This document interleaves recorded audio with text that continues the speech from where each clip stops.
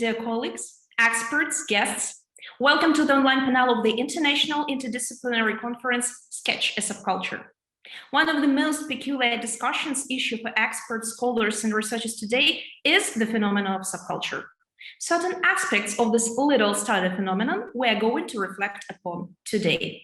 And I am sincerely honored and pleased to welcome everyone to the fifth discussion panel of the International Conference Sketch a Subculture, arranged by the European Academy of Sciences of Ukraine. So the key discussion points of the current panel are as follows. The first one, Frederick Lawrence's drawing as the purpose of subculture research. And the second one, can we consider subculture as a machine that shapes the personality? As well as we're going to discuss the idea of tests and different ways of implementing this idea by subcultures in daily life. Let me please pay your attention to the fact the topic of the panel is a question, but not a statement. And overall, the conference panel today is attended by scholars and experts from many different corners of our globe. I'm Iryna Lopatiuk, and I'm honored to be a moderator on this discussion panel. And right away, please let me introduce our speakers just in the way they're given the floor. So our first expert and guest and honorable speaker is Elizabeth Haas Edersheim, USA. She's an adjunct professor at New York universities. Dr. Edersheim is the theme's creator, has studied, written about, and advised organizations for over 30 years. Elizabeth is the author of McKinsey, Marvin Bower, and the Definitive Drucker, Challenges for Tomorrow's Executives, Final Advice from the Father of Modern Management. We're happy to see you today. Our next speaker is going to be Dr. Oleg Maltsev, Ukraine. Author, criminologist, psychologist, photographer, investigative journalist. He is a European Academy of Sciences of Ukraine academician, founder and director of the Memory Institute, the head of Expeditionary Corps. He is an author of numerous books in the areas such as applied history, sociology, depth psychology, philosophy, criminalistics, criminology. He has been conducting field research with the Expeditionary Corps in many countries for more than 6 years to explore on what levels and how people are shaped by cities. He is an editor of several interdisciplinary peer-reviewed journals. We are pleased to greet you, Dr. Maltsev. Our next guest and dear speaker is Ienatsch, USA. He's an American motorcycle racer, writer, and motorcycle riding instructor. He was a competitor in several American Road Racing Association classes, motorcycle Grand Prix racing, and AMA 250 Grand Prix class. Ienatsch was the lead instructor for 12 years at Freddie Spencer Riding School. He is founder, CEO, and lead instructor at Yamaha Champions Riding School. Champ School CEO leads from the seat of a motorcycle, whether in the dirt on the street or in road racing competition. Off the bike, he writes for Cycle World magazine. He also authored books Sport Riding Techniques and The Hill Ranch Racers. We're happy to see you today with us. Our next speaker is Simon McGregor Wood, UK, television correspondent and presenter with 30 years experience across a wide variety of roles. He worked at ABC News, Reuters, and Al Jazeera English. In 2015, he joined TRT World in its London bureau as Europe correspondent. Growing out of his love of motorcycling, he made an hour-long documentary on the Isle of Man, TT Races, in 1220. TT, a dangerous addiction. Simon has been on a motorcycle for many years and still rides it to his work. We're great to see you. So our next speaker is Professor Maxim Lepskiy, Ukraine. Doctor of Philosophy, Professor at Zaporizhia National University, Academician of European Academy of Sciences of Ukraine, Head of Research Board in Social Forecasting, Sociological Association of Ukraine. Welcome. And our next speaker is going to be Dr. Aimar Ventsel, Estonia. He is a PhD in anthropology, senior associate professor in the Department of Ethnology at the University of Tartu, Estonia. Non-resident fellow of the Estonian Foreign Policy Institute in the ICDS. Dr. Ventsel is the author of Punks and Skins United, Identity, Class, and the Economics of an Eastern German Subculture. We're happy to see you together with us. So let me please deliver just a few words about the reference terms of the panel. So again, each speaker holds the opportunity to answer 2 questions that were formulated in advance, and please limit the extent of your answers up to 10 minutes, no longer. So to begin with, we shall start the discussion on the very first issue, and afterwards each expert will have the opportunity to express his views on the second issue. Therefore, I suggest we may start the discussion. So the next discussion point is Frederick Lawrence's drawing as the purpose of subculture research. And to begin with, I would like to give the floor to Elizabeth Haas Edersheim. Please, you're welcome. Thank you. Part of the drawing is based on the concept that culture is a root rather than a branch. And I want to come back to do a circle on trying to get my arms around what fits today. I'm going to start by talking about a few kind of moments of situation as it fits with culture. A nurse on a night shift in a busy urban hospital notices that the dosage doesn't appear right. Fleetingly, she considers calling the doctor to check on the dosage. Just as fleetingly, she remembers the last time she called him and the discouraging comments he made about her abilities. All but certain it's going to be fine, it's an experimental drug, she goes to the cart and gets the medicine. Quite far from the hospital, a young pilot is at a critical moment on a maneuver, and he thinks the senior officer might have made a misjudgment. He lets the moment go by. Far from both of these stories, a senior executive on the board of Amazon, new on the board, has grave reservations about a plan there's a lot of excitement about. New to the team and feeling like an outsider, he chooses not to say anything. These are three instances where voice would matter. Now, you might think if I were in their shoes, I wouldn't do that. Or you might be thinking it happens all the time. Why does it happen? It happens because no one wakes up in the morning, jumps out of bed so they can go to work and look ignorant, incompetent, intrusive, or negative. On average, they're afraid to ask questions because they're going to look ignorant.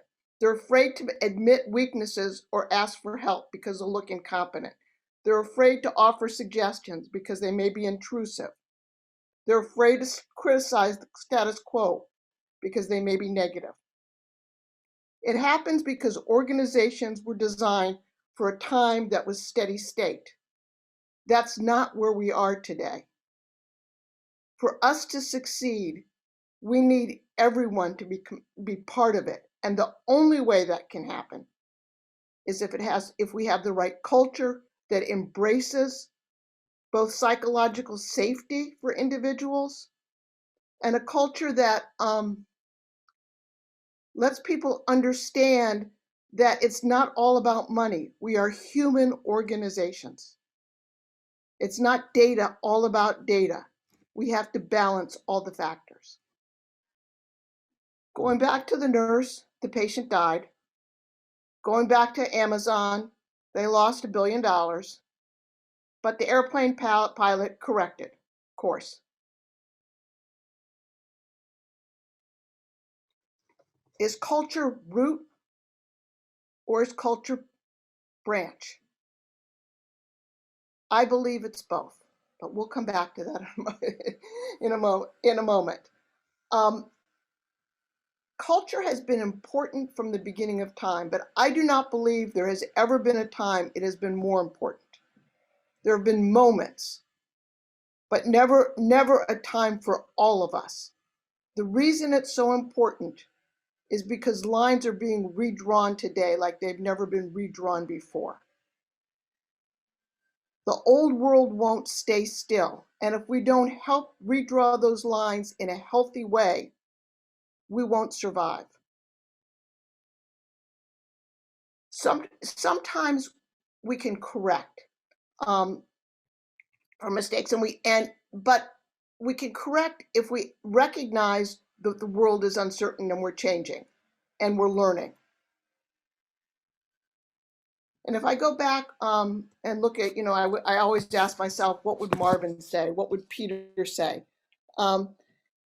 and I've got a couple slides, but against the time limit here, Marvin would say, institutional values, are the most important thing that define an organization.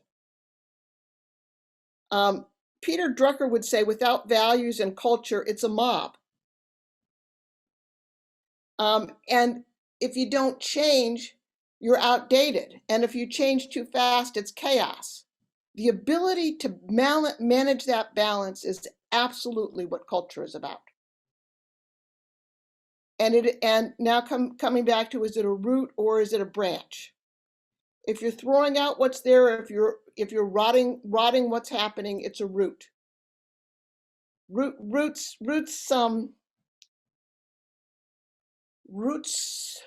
are fundamental to what it is. Branches are built on. If culture is inherent and part of what we're building on from the history, you can go forward. So it is both. Can a subculture eat the roots away? Yes. When I asked Marvin Bauer, what is culture? Culture is the way we do things.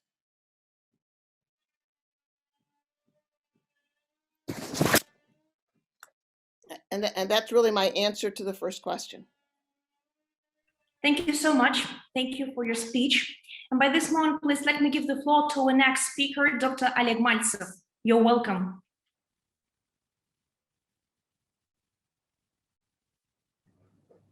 Добрый день, уважаемые дамы и господа. Good afternoon, dear ladies and gentlemen. Здравствуйте, коллеги. Greetings, dear colleagues. Спасибо огромное, что вы мне дали слово. Thank you very much for giving me the floor. И я, наверное, начну с истории. And I would start from a story. Я, в общем-то, как все, в общем-то, обыкновенные люди, учился как обыкновенный человек. So in the beginning, just as all normal people, I was pursuing my education just as a normal person. То есть до определенного времени. Up until certain point in time. И, в общем-то, я начал изучать субкультуры 28 лет назад. I started researching subcultures 28 years ago. То есть это было очень давно. It's been a long time. Да, и, в общем-то, причиной изучения подобного рода явлений And the reason to study these types of phenomena для меня была бросающаяся в глаза длительность существования этих организаций. Was that the fact that these organizations existed for such a long time was one of the most interesting points for me. Меня всегда интересовали вопросы управления, безопасности, деловых кругов. Меня интересовали вещи, что приводит компании к банкротствам, почему случаются те или иные явления в жизни общества. И, в общем-то, я на это все смотрел и задавал себе множество вопросов. I've been always interested in the management, in the security of business circle, in the reasons why certain organizations, why certain businesses go bankrupt, and different phenomena. I was interested why those things happen. И, в общем-то, как человек, который, в общем-то, делит всю информацию на информацию и дезинформацию. And as a human being who always classifies an information as an information or disinformation. Да, и я, в общем-то, в определенный момент понял, что мир, в котором мы живем, он состоит из одной дезинформации. At some point, I did come to a conclusion that the whole world that we live in, it consists from disinformation. Да, как говорил один из моих коллег, в таблице умножения 2 × 2 = 4 только в десятиричной системе координат. As one of my colleagues told that 2 multiplied by 2 equals 4 only in the 10th system of coordinate. Да, То есть все это считают истиной в последней инстанции. But everybody considers this simple thing to be the truth in its last instance. Да, то есть эти люди учились в университетах, эти люди получали признание, и вот раз их фирмы развалились, и кто-то пострадал, и, в общем-то, ничего не получается, а множество субкультур как существовали, так и продолжают существовать, и многие из них перевалили уже за 900 лет. And so when we look at the business world, there are a lot of organizations, the heads of which were very successful people, but for some reason, those organizations went bankrupt. And in contrast, when we look at the subcultures, some of them continue successfully their existence even for 900 years. И получается так, что людей, которые учили в университетах, их так научить и не смогли.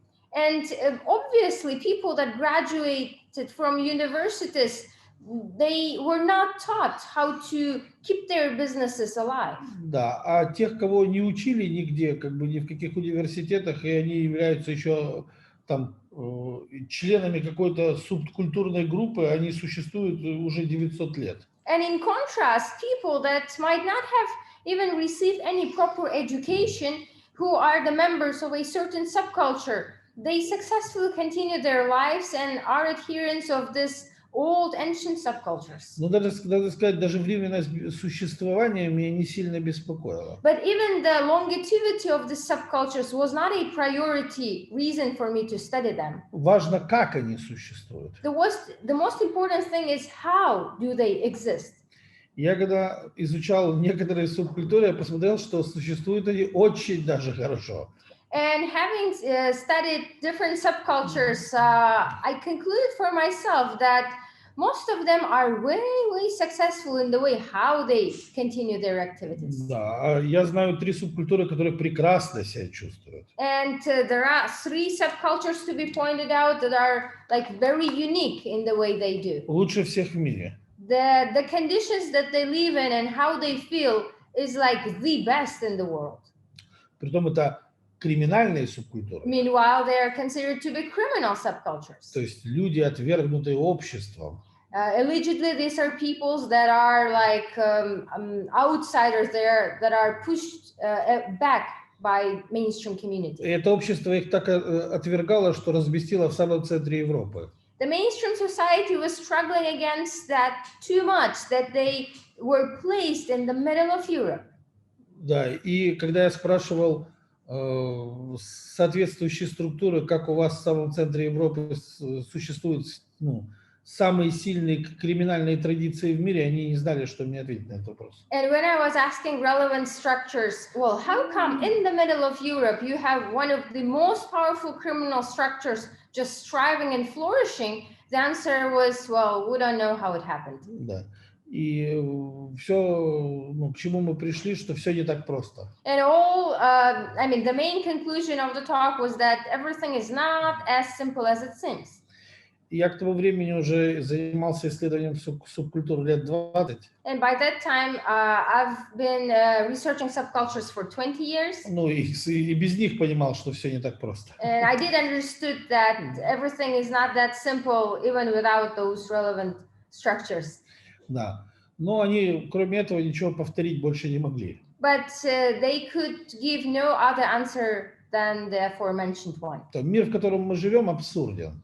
The world that we live in is absurd.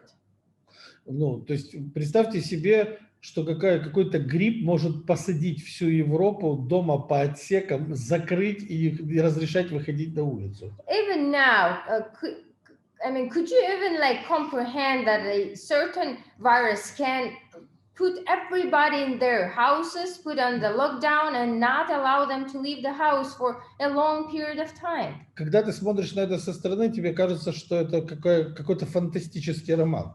When you look at this from an outside, it seems like it's a certain fantastic novel. То есть взрослые люди не понимают элементарных вещей. Because like grown-up adults do not understand simple things. Если существует болезнь, ее надо лечить. Because if there is a sickness, it has to be treated.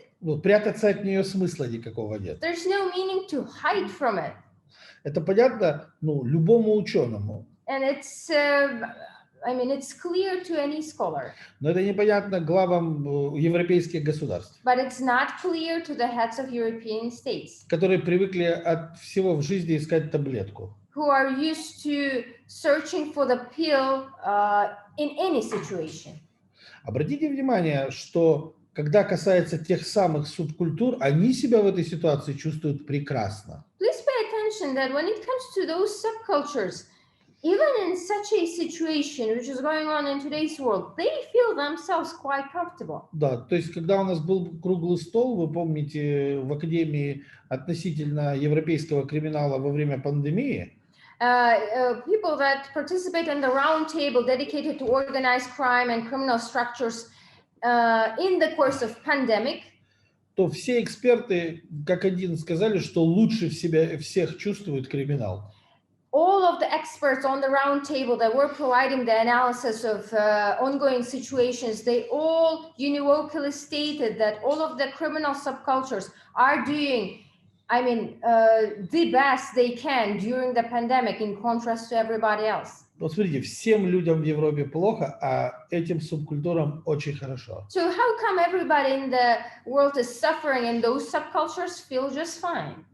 И, в общем-то, я еще тогда, когда учился, как бы для себя понял, что, наверное, не надо изучать то, что преподают в университете, а нужно изучать опыт этих организаций. So many years ago, when I was just receiving my educations, I made a conclusion that I should not be paying that much attention to what is taught at the university, but instead of that, why do not I look at the experience of those very old subcultures?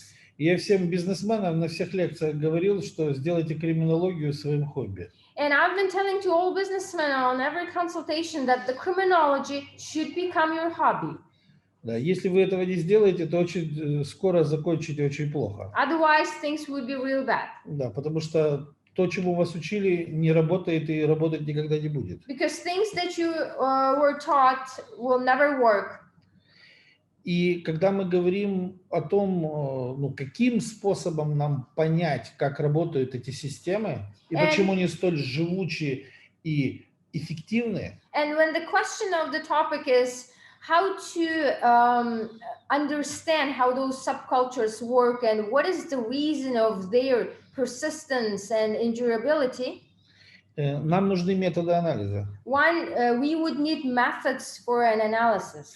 И вот рисунок как раз Фредерика Лоренса – это один из методов анализа этих организаций. And the image of Frederick Lawrence is one of the methods of analyzing this kind of structures. То есть наглядное рассуждение с ручкой в руке на базе перевернутого древа дает огромное количество взглядов и идей. And speculation with the pen in your hand by looking at the inverted tree of the Frederick Lawrence gives you a whole range of different ideas. Позволяет, с моей точки зрения, начать исследование правильно. In my opinion, it allows to start the research in the proper way. То есть идти в историю, то есть идти к корням, откуда это все появилось. And go back into the history to investigate the origin of the phenomena. Почему это так эффективно работает? Why those things work very effectively. Один раз в свое время один из профессоров университета мне сказал, что я неправильно подхожу к этому вопросу. One of the professors once at the university told me that my approach to this is wrong. И я просто спросил, на каком автомобиле он приехал в университет. And I've just asked him, what was the car that you drove to the university? Он сказал, что он пришел пешком. He said that he just walked on his feet. Я говорю, тогда, наверное, нету смысла дальше разговаривать.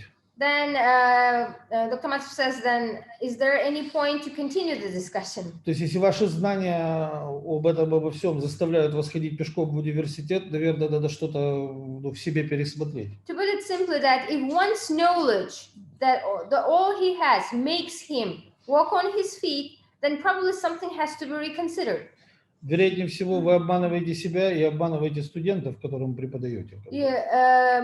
Probably he's just fooling himself and the students that he's teaching. Да, поэтому я не знаю, насколько верный мой взгляд, но он точно эффективный. I don't know how correct is my vision, my perspective on this, but I know that it is effective.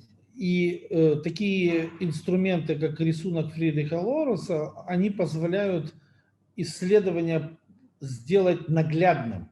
And tools such as the image of Frederick Lawrence, they allow to make the research like visible. You can demonstrate things by means of the image. И я думаю, что когда вы потом впоследствии соберетесь это преподавать, And when this is when one plans to teach it later on, слайд с таким древом, он будет вам наглядным пособием для того, чтобы люди быстрее поняли, что вы до них хотите донести. An image with the drawing with such a tree would be just a material which would allow to make it easier to understand what you are trying to convey. И поэтому, с моей точки зрения, вот вклад Фридриха Лоренса в исследование субкультуры вообще организаций, он очень-очень-очень интересный и значительный.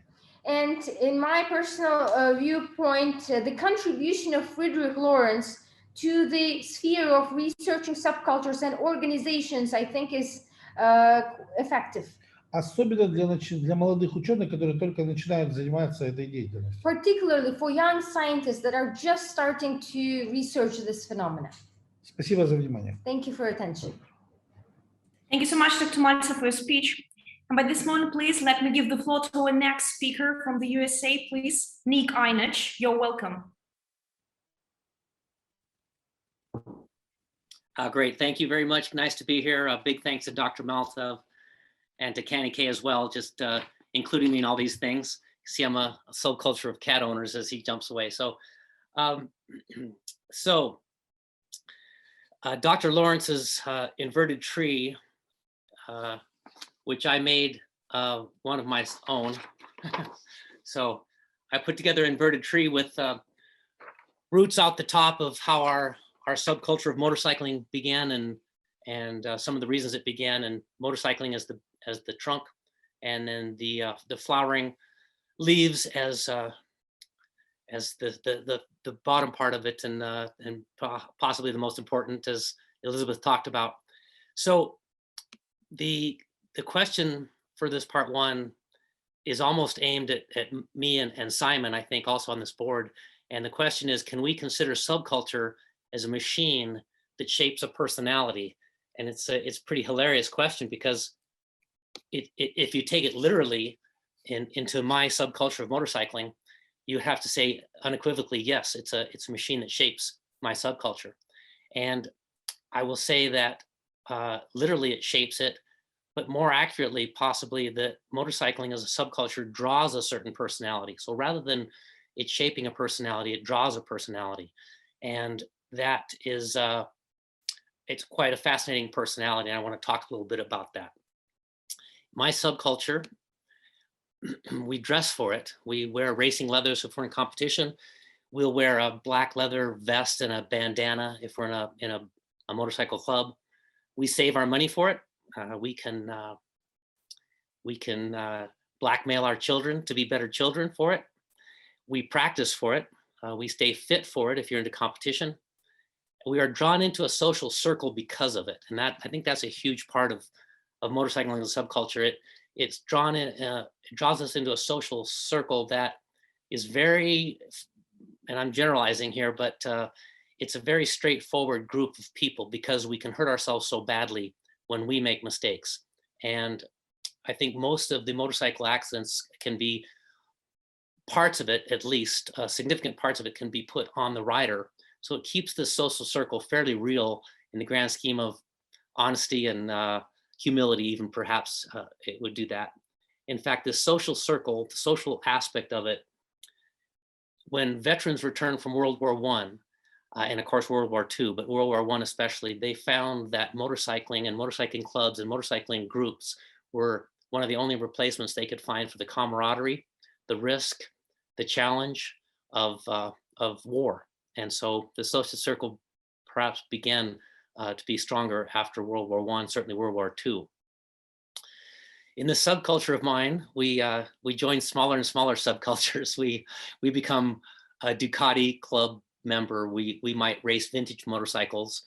We are on Facebook pages for retired motorcyclists in our area. We might start a shop that specifically works on Hondas. We might believe in one engine type. We might only be a two-stroke motorcycle enthusiast subculture. There's a forum for every motorcycle model made. So the subculture breaks down into amazing smaller subcultures. The roots of the tree, I have to say that we all join the subculture based around a single root, and that is the machine. But that is admittedly a small view, because I am lucky enough to live in America and use motorcycling as a joyful getaway, as opposed to many people in the world who use motorcycling as a tool. So we have to separate motorcycling subculture as a tool. Literally, how can I get my family, my groceries? How can I transport my way across the city to my job inexpensively in a country that has very high fuel costs? And Vespa might have been the first to recognize that particular tool-like subculture when they in 1949, they launched a scooter that was very usable, very easy to ride, brakes on both sides of the handlebars, no clutch, no shifting. So the tool side of things, that subculture is something I can't speak to very well. And I believe, though, in some of the people who ride motorcycles as a tool, as transportation, there's a joy there as well. I think there's a joy there as well. I think there's a joy in some of the mothers driving their kids to school from accelerating from a stop sign, the same joy that we feel on the other side of the subculture, which is what I'm fortunate enough to be in, what Simon wrote about and covers so well. So this idea of transportation as a motorcycle, this came into play in World War I, when horses were used for communication and the motorcycle began to replace the horse. In World War II, I think Triumph sold 500,000 motorcycles as communications devices. So this tool idea extends into even larger bikes than scooters. And you've got to think at some point, some of these soldiers who were communicating and taking messages via the motorcycle enjoyed the heck out of it, and that's been shown in some movies. So this idea that got away from motorcycles as a tool, this subculture began at different times around the world. And in America, it might have been an earlier change than most countries. As the veterans returned and found camaraderie, there's a hot rodding theme in America where we can't really leave anything alone. We've got to kind of put an exhaust system on it or change the paint. There in 1959, a movie called The Wild Ones with Marlon Brando came out, and that it identified a subculture of freedom. And in the 1960s, I would have to say that the subculture of motorcycling based around the machine became an icon of freedom, an icon of individuality. Honda launched an ad campaign called "You Meet the Nicest People on a Honda." If you remember those, that was in America. You meet the nicest people on a Honda. There were smiling families on Hondas. There were sexy pinup girls in the ads for Triumph, and it blossomed. This subculture of a tool and transportation from the war blossom into what we enjoy so much today, which is the enthusiast motorcycle subculture. And in that subculture is competition, exploration, certainly affordable transportation, business, whether you own a dealership or like I do, I own a motorcycle riding school. I make a living writing about motorcycling. So in this subculture, all these things started to happen. In the mid-70s, Honda introduced a 750cc four-cylinder motorcycle that was head and shoulders faster than anything out there, more reliable, prettier, and it was followed almost immediately by Kawasaki's KZ900, a 900cc 4-cylinder superbike term, and suddenly competition that had started. The joke is that motorcycle competition started when the second motorcycle was made. So the subculture of competition took a huge step as it got into into the 30s and 40s and 50s, and then Honda and Kawasaki really put performance in our hands, in the hands of the enthusiast rider who wanted to go faster, wanted to have the subculture of freedom at their hands. My life is completely surrounded around the subculture of motorcycling. I met my wife at a racetrack. My best friends are motorcycle road racers. Someone commented the other day that all your friends are motorcycle road racers, because that is a subculture of people that I like. That is the personality of people I like. Very straightforward, relying on performance, lap times, and finishing positions. No matter how much you talk, no matter how much you brag about yourself as a motorcycle road racer, you cannot win without having the techniques and the skills and the risks and the intelligence and the guts and all the things that we have. It's my business. I own YCRS, and I'm an instructor. So my subculture is my life, and it is one of the reasons that I wanted to participate in this board. All that said, even though my subculture is relatively narrow, it is the performance side of things. I don't have a slow motorcycle. I don't want a slow motorcycle. It still builds toward the fruits of this tree, and that is transportation. I have a cross-country bagger, they call it, cross-country bags. It's my business. I make a living doing it. It's my social and my family. It's my individualism. It's my helmet therapy that we call it in a motorcycle, our chance to close our helmets and be alone, helmet therapy. So it's my individualism. It is my competition. I still road race even at my advanced age. And it is my leisure. It's my getaway. It's my chance to have my therapy. My father was in the subculture. My mother joined the subculture at the age of 53 when she got her motorcycle license. And I had a dirt bike since I was 12. When I entered the subculture at 12, I was not aware that I was in a subculture. And the more I was in the subculture, the more I saw that it is truly a unique, wonderful subculture to be in. But, and I'm almost done. It's based around a machine that is inherently dangerous. Even a 49cc scooter that is being used as a tool in Malaysia to get to work will kill you.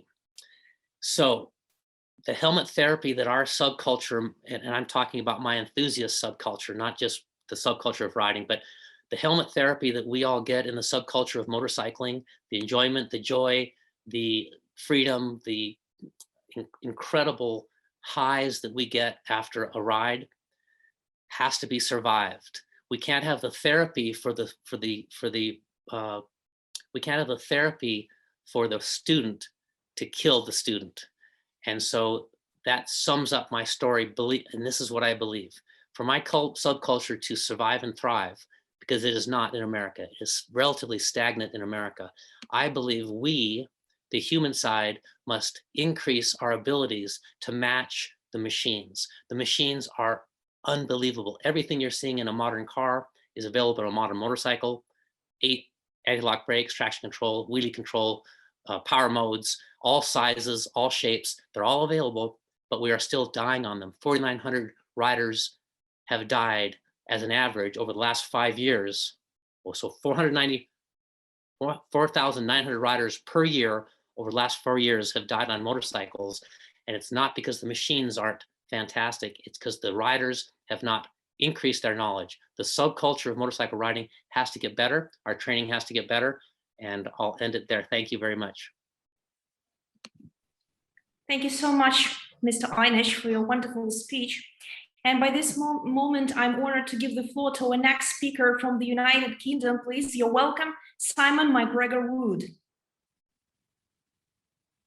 Please turn on your mic. Mm-hmm. Thank you very much. Gosh, I feel like I'm sort of out of my depth here. I haven't thought theoretically or sociologically for about 30 years. So I'm asking for your forbearance and sympathy as I struggle through this material. On the tree issue, I feel obliged to address that. I couldn't see my way quite through the inversion of the natural order of things. If we wanted to transpose the cultural argument onto that, I think I see the shared culture in which we are all invested in as the roots. I see the trunk developing into branches is where the subculture happens. I see that subcultures, in a sense, are inherently invested in the culture. We need to know what the rules are before we break them.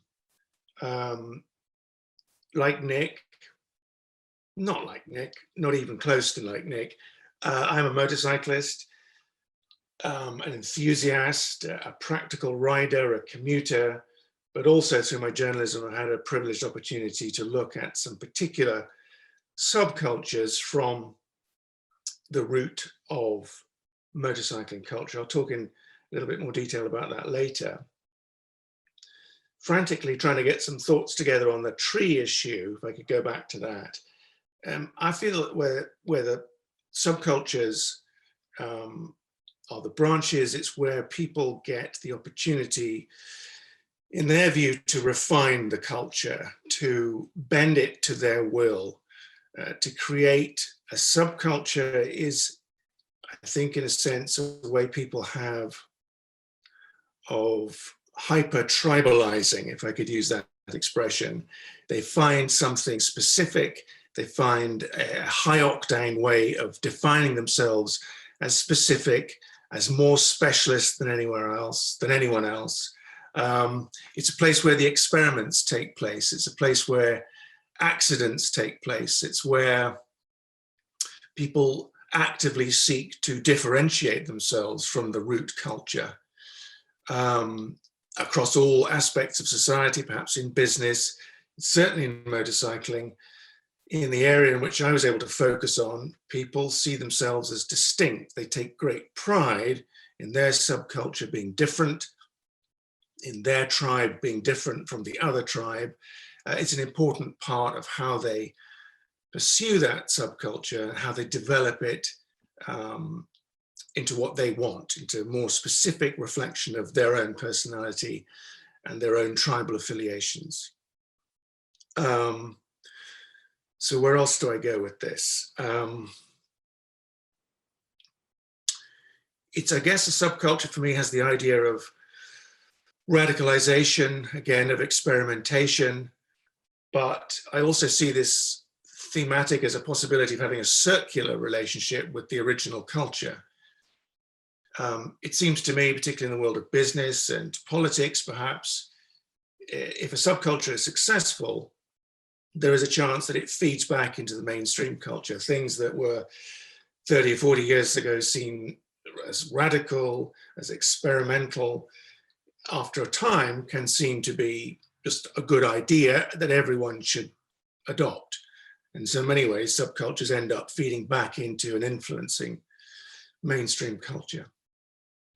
So in terms of my interaction with motorcycling subculture, very briefly, as a person who raced motorcycles as an amateur very badly, a career distinguished by spectacular crashes rather than victories, I was drawn to something that seemed to be a very, very radical subculture, which Nick will be familiar with, the idea of racing motorcycles not on a circuit, but on a road, a proper road, a public road. And the kind of high altar, the temple of this subculture, it takes place on a place called the Isle of Man. It's a small island between England and the Republic of Ireland. And every year since 1907, they host a race called the Tourist Trophy, which I think by pretty widespread recognition is the most dangerous motorcycle race in the world. On average, the statistics will crudely break it down into between 1 and 2 fatalities every year. In the old days, when the machinery and the protective equipment wasn't as good as it is today, 6 or 7 people would die every year. So in 2012, we made a film about what motivated people to do this, to take the essentially risky and dangerous culture of motorcycling and experiment and radicalize it and make it even more dangerous. Try and work out what it was that attracted the participants, that made them come back despite seeing their friends and their brothers and their cousins and their uncles die. Why would they come back? Why was it that someone who engaged in the subculture appeared unable to do it just once, despite the statistics mounting up against them each year? We also discovered when we were there, I went 2 or 3 years in a row, that the fans are a particular subculture. They take pride almost in the gladiatorial risks that are being taken. So I guess in discussion later, we can talk about how the view of death fuels this subculture. But it is very specific. People, once they climb inside this subculture, feel very special. They feel distinct from normal motorcycling. There is some old-fashioned rebellion. There is certainly a defiance against the modern standards of health and safety. Where else can you do this, they will ask you. What other sport in the world is there where if I get it wrong, I get killed? That's a buzz. It's better than dying of cancer in a hospital bed. So this is a very specific culture where danger and death is celebrated, where if someone dies, does the race get cancelled? Is the festival cancelled? No. The appropriate cleanup happens and the race restarts. It's always been that way. It's one of the oldest meetings in the world. Part of the subculture is a celebration of history. It is a celebration certainly of working class, Northern British culture. It's a kind of cross mingling of all those things. Most people who go to the Isle of Man TT are social conservatives. They probably voted for Brexit. There's a personality thing building up here. And you notice when you're amongst this subculture, there is great pride, there is great camaraderie, there is great comfort from those people being able to define themselves as other. We don't race at Brands Hatch or Imola. That's boring. When we race, we almost certainly kill ourselves. Of the people that we interviewed in the film in 2012, 1 racer was killed and 2 have had racing practice injuries that have ended their career. That's an impression of the kind of world this is. Anyway, it was fascinating for me to explore it. This has allowed me the opportunity to think more carefully about how those subcultures are created, how this one in particular is created. As I say, if we look at the tree, I like the branches. I like that's the place where the subcultures define themselves as being different. It's where the experimentation happens. It's where the differentiation happens. It's where the branches may snap. It's where the accidents take place. But in the end, it's where also people looking up from the root of the culture say, those people are dangerous, they're radical, but maybe they've got something right. Let's have some of that back down where we are and change our culture. So it's a kind of interdependent and circular relationship. That's it. Thank you so much, sir. At this moment, please let me give the floor to our next speaker, professor from Ukraine, Maxim Lepskiy. You're welcome. Приветствую, дорогие коллеги. Спасибо, что пригласили на конференцию. My greetings, dear colleagues, and thank you very much for inviting me to this conference. Я с большим интересом послушал наших коллег, которые обладают высочайшим опытом в субкультуре, связанной с мотоциклами, с этим движением. It was very interesting to hear our colleagues that know a lot about subculture of motorcycling. И сразу вспомнил то небольшое комьюнити, которое было у нас в Запорожье еще в Советском Союзе, в достаточно закрытом обществе. And I also remind very close community that we had back in USSR in our city named Zaporozhye. У нас во дворе жил чемпион по мотокроссу, когда мы были еще совсем маленькими. In our home, close to our house, there was a champion of motocross, and he lived close to us. И поскольку эта культура всегда была свободная, это было противостояние многим тоталитарным вещам. And of course, when we speak about this type of culture, it always spread some freedom. And of course, it was very controversial to the totalitarian regime. Но иногда это был и открытый демонстративный протест. But sometimes it was very open, demonstrative protest.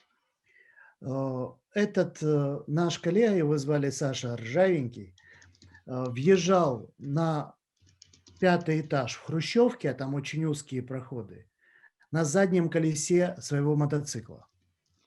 And talking about this very champion of motocross, his name was Sasha Rzavenky. He was a very skillful guy. He could manage to go with his motorcycle on the back wheel up to the 5th floor in a very small distance, in a very small room. Двери были очень тонкие, поэтому звук там был, конечно, на весь подъезд. And of course, all doors were very thin in this house. And of course, all of people who lived in this house, they hear very crazy sound at this moment. Но как раз из-за таких вещей его безумно любили во дворе, и болельщиков у него было очень много. And because he was such a skillful guy, everybody liked him, everybody loved him, and he had many fans. Вот у каждого есть личное впечатление о разных субкультурах. Вот для меня это воспоминание, это впечатление. And of course, everybody have different impressions of subcultures when they talk about subcultures. And as for Dr. Lepskiy, he said that this very memory of this guy, this is perception of subculture for Dr. Lepskiy.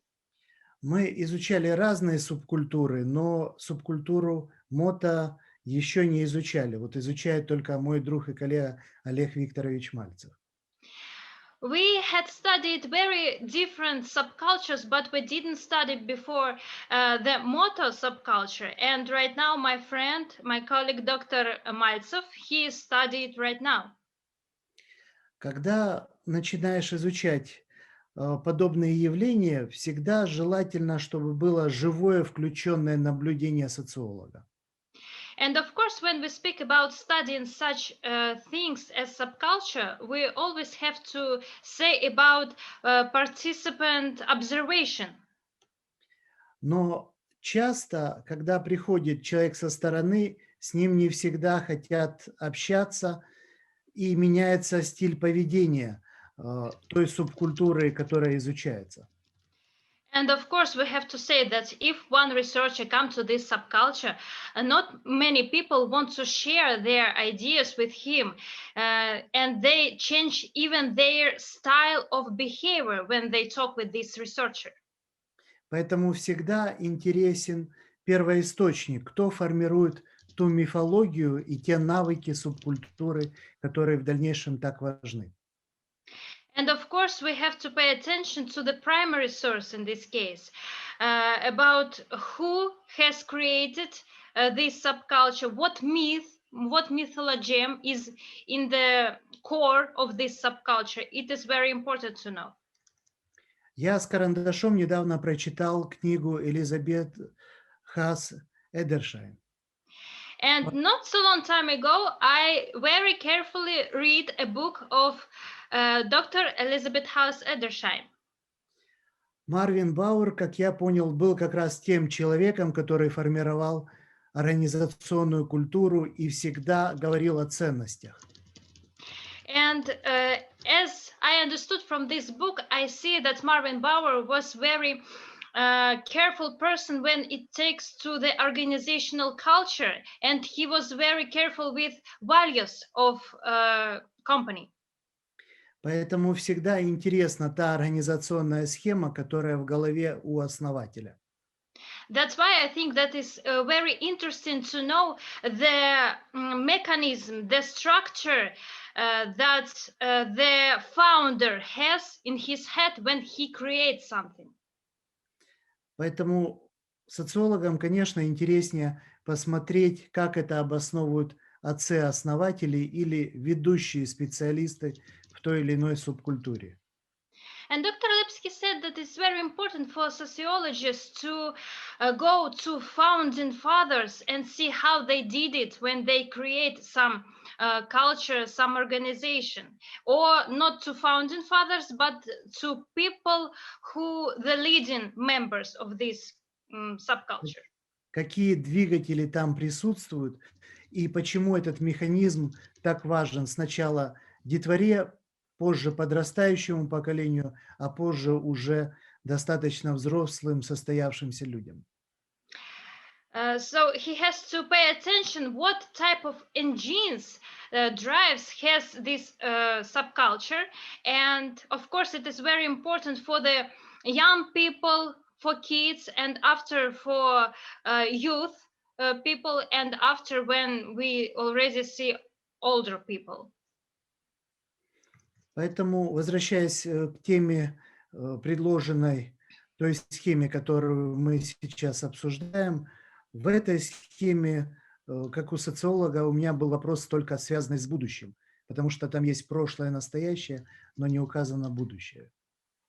And going back to the question of this panel, the drawing of Professor Lawrence, as for me, as for sociologists, it is very interesting the question of future in this drawing, because when we speak about past, everything is clear, but it's very interesting what he meant by future. Потому что в конечном счете в субкультурах будущее и формирование перспективы обладает своим интересом. Because, of course, when we speak about subcultures, it is very important to understand what is the future of this subculture and what type of perspective it forms for their members. То ли это повторение, то ли это сезонность, то ли это контакты, которые постоянно усиливают это сообщество. And we have to understand, what is it? Is it some type of repetition? Is it some type of seasonality? Or maybe some contacts that increase this subculture? Хотя вот та схема, которая предложена, очень мне напомнила то, что мы обсуждали с Олегом Викторовичем, как криминальное дерево, в котором, как нам объясняли, сухие листья – это предатели, валяющиеся возле корня. And talking about this drawing of Professor Lawrence, I remind in the past we already spoke with Dr. Maltsev about tree of criminal subculture, and they have this criminal subculture tree, and they speak about dry branches that actually means traitors. Поэтому всегда очень интересно посмотреть, что предлагают в качестве схемы сопоставления другие исследователи. And of course, it is always interesting to see some drawings or schemes or mechanisms that use other researchers in this field. А насколько это работает, можно проверить только на практике. And talking about is it work, we can just to be sure in practice. Спасибо за внимание. Thank you very much for your attention. Thank you, Professor Lepskiy. Thank you for your speech. And right now, please let me give the floor to our next speaker from Estonia, Professor Aimar Ventsel. You're welcome, sir. Okay, good evening. Thank you for having me. Добрый вечер всем, которые говорят по-русски. And I'm probably the only one who really didn't understand this Lawrence article and the drawing. Okay, I start with anecdotal sort of thing. Years ago, I was in Oxford, England, and I was on a conference. And then after the conference, we went to a restaurant. And next to me sat a gentleman, and we started to discuss. He was a historian who studied the history of Indian law. And then he asked me what am I doing? And I was doing this time a research for the book Punks and Skins United. So I was researching punks and skinheads in Eastern Germany. And then he asked me, but why people do like this? Why do they dress like that? And the only answer I had in my head was, why don't you do that? And basically, it's very hard to explain why people do subculture. And as a fact, so in the academia, there are two schools how to explain subcultures. But before I do it, I say, so why I was very uncomfortable with this Lawrence tree, inverted tree and article is that when I teach students introductory course about subcultures, then I usually start with the sentence that there are at least 3 different concepts of subcultures. The anthropology concept is the broadest one. That means that we have a group of people inside a society that do have their own culture. It could be they have some common cultural features, let's say so. And they could be even businessmen, they could be motorcycle riders, they could be teachers, whatever. And then there is a very narrow concept of subculture, which is in criminal studies. And subculture means in criminal studies directly criminal group culture. And then sociology concept is something in between. And there are very different, of course, forms. But what I am now talking about is subculture as group culture for music related groups, like punk, skinheads, goths, whatever. This is what I've studied. This is what I've written about in last years. And basically, there are 2 different schools in subculture studies. The first school says that in order to understand subcultures, you have to have your own personal history in subcultures. So you had to be part of some subculture. And the second school says that you don't have to have that. You can go and study them as you want.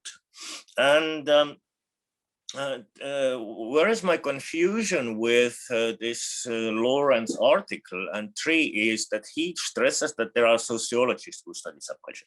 Actually, there are different disciplines who study subculture. They apply different concepts. And I really don't understand. This was something I disagree with. Another thing is with this tree. So he says something like, when I understood it correctly, that you have to start with roots. And roots are very important for subcultures, of course. And I think this is why hipsters are hated across the board in the subculture world.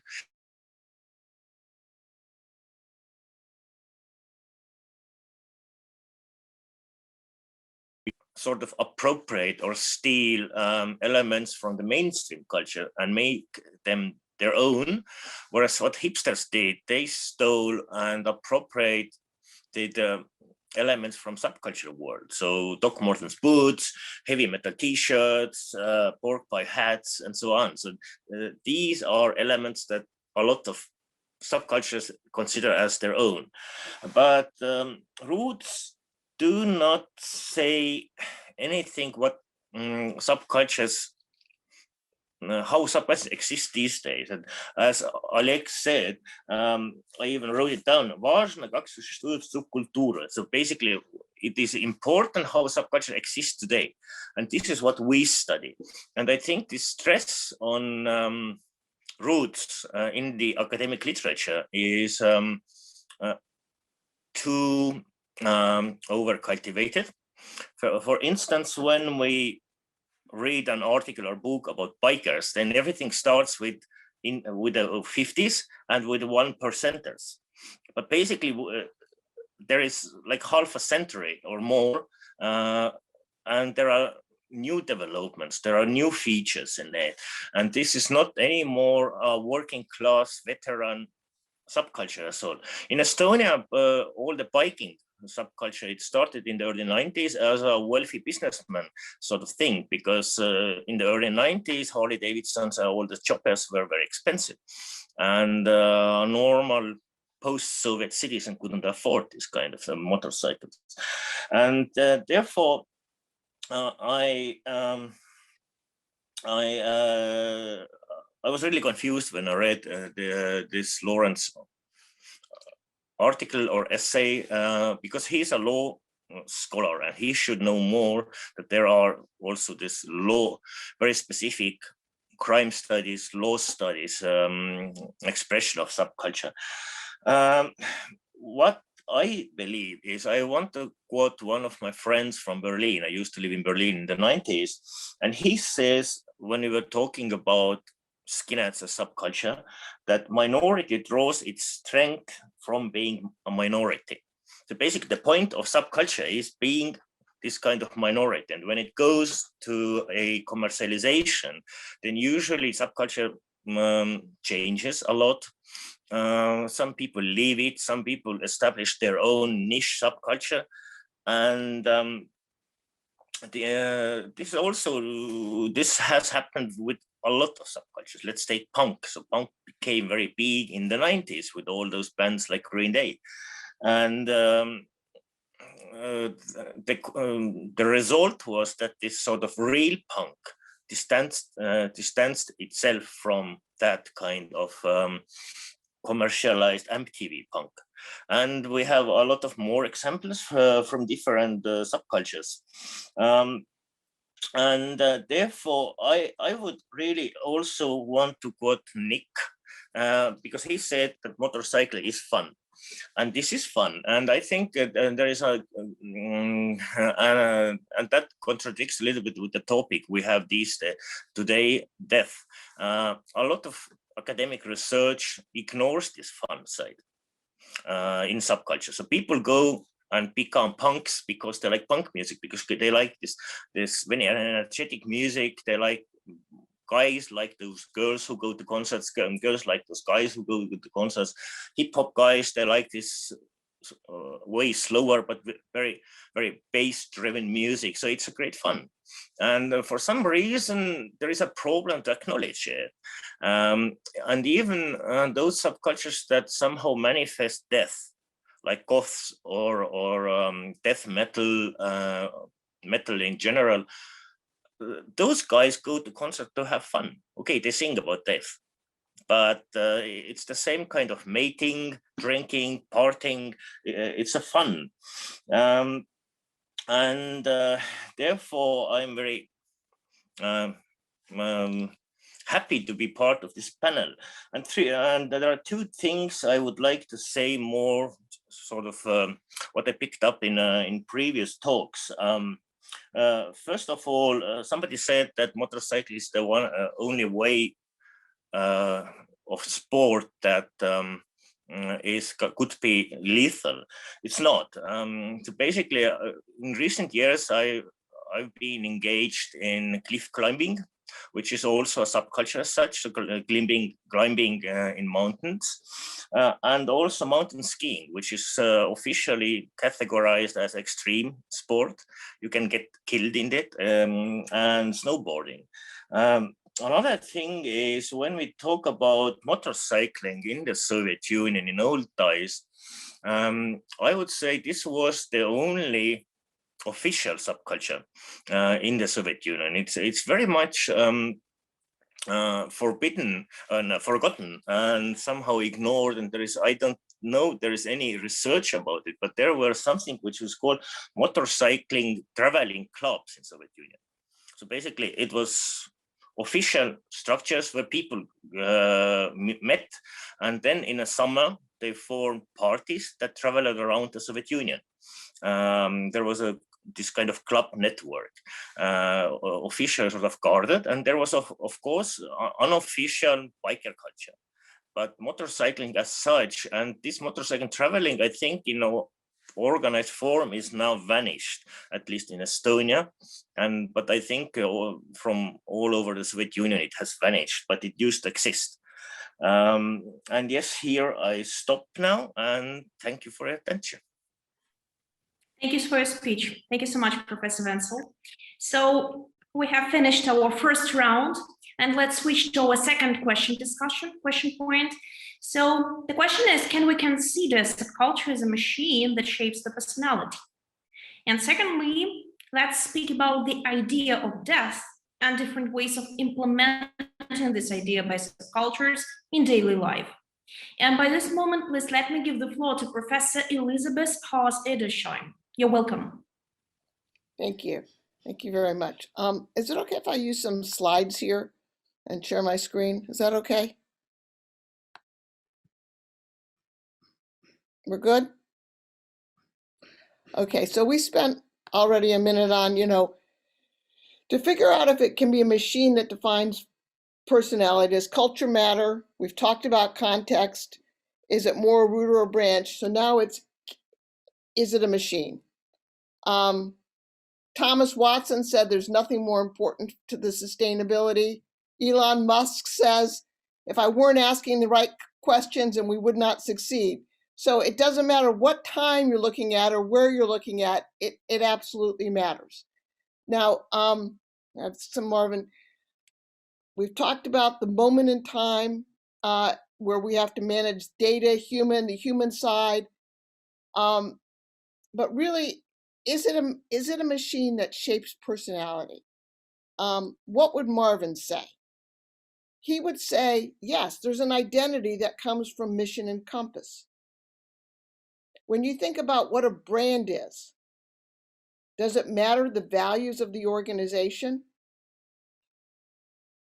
If I went to a hotel that was supposed to be about sustainability, but they hired people that didn't value it, and I saw it when I talked to them, would it matter? Would it fit their identity? Is it who they are? Does an organization have an identity that we're part of? I think the answer is yes. We spend more hours in our organization than we do doing almost anything else.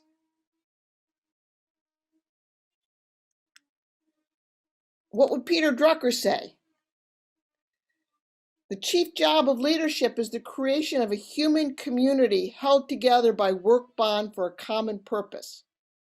Organizations and their leaders inevitably deal with human nature, which is why values, commitments, convictions, passion are basic to any organization.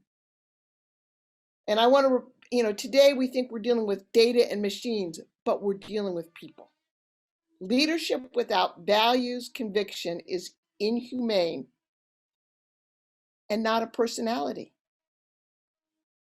If culture doesn't help create that personality, we won't get there. But if I return to some of the words others have said, we also have personalities. Are we shaped by our organizations, or do we shape those organizations? If you ask yourself, and then I call it concluding, but I'm going to come back. Does the organization you're part of reflect your values? Are you be proud to be part of that subculture? Well, maybe in the motorcycle world. Can you influence the values? Can you role model the values? What are you going to do about them? When you think about organizations as machines, you can think about the values. You can read Imelt's new book about why he failed at GE. He embraced a culture that valued McKinsey and Goldman Sachs above the people. That's what he writes. And that's the death. If you look at why organizations are living shorter and shorter and shorter lives, it's because the cultures are not embracing the change in the people and what people need.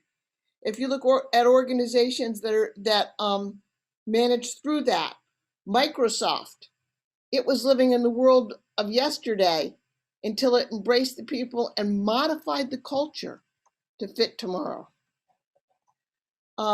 Is that a machine? What it did was it embraced what people could do and let them become Microsoft. You know, what side is that? Was it the machine, or did it created an environment where people could create and be the machine? It is very circular. You look at Ultimate Guitar, one of my favorite companies. You know, it started so that everybody could access at an affordable price music, but the founder basically found nobody was enjoying work. So he basically said, we're going to all have breakfast together. And then he started listening, and they started becoming part of it. If you look at Danfoss, a company that totally changed itself. It did it because it let the people inside define the machine they wanted to be in an ever-changing manner. Can culture create death? Is culture a machine? Only if we all let it be. Thank you.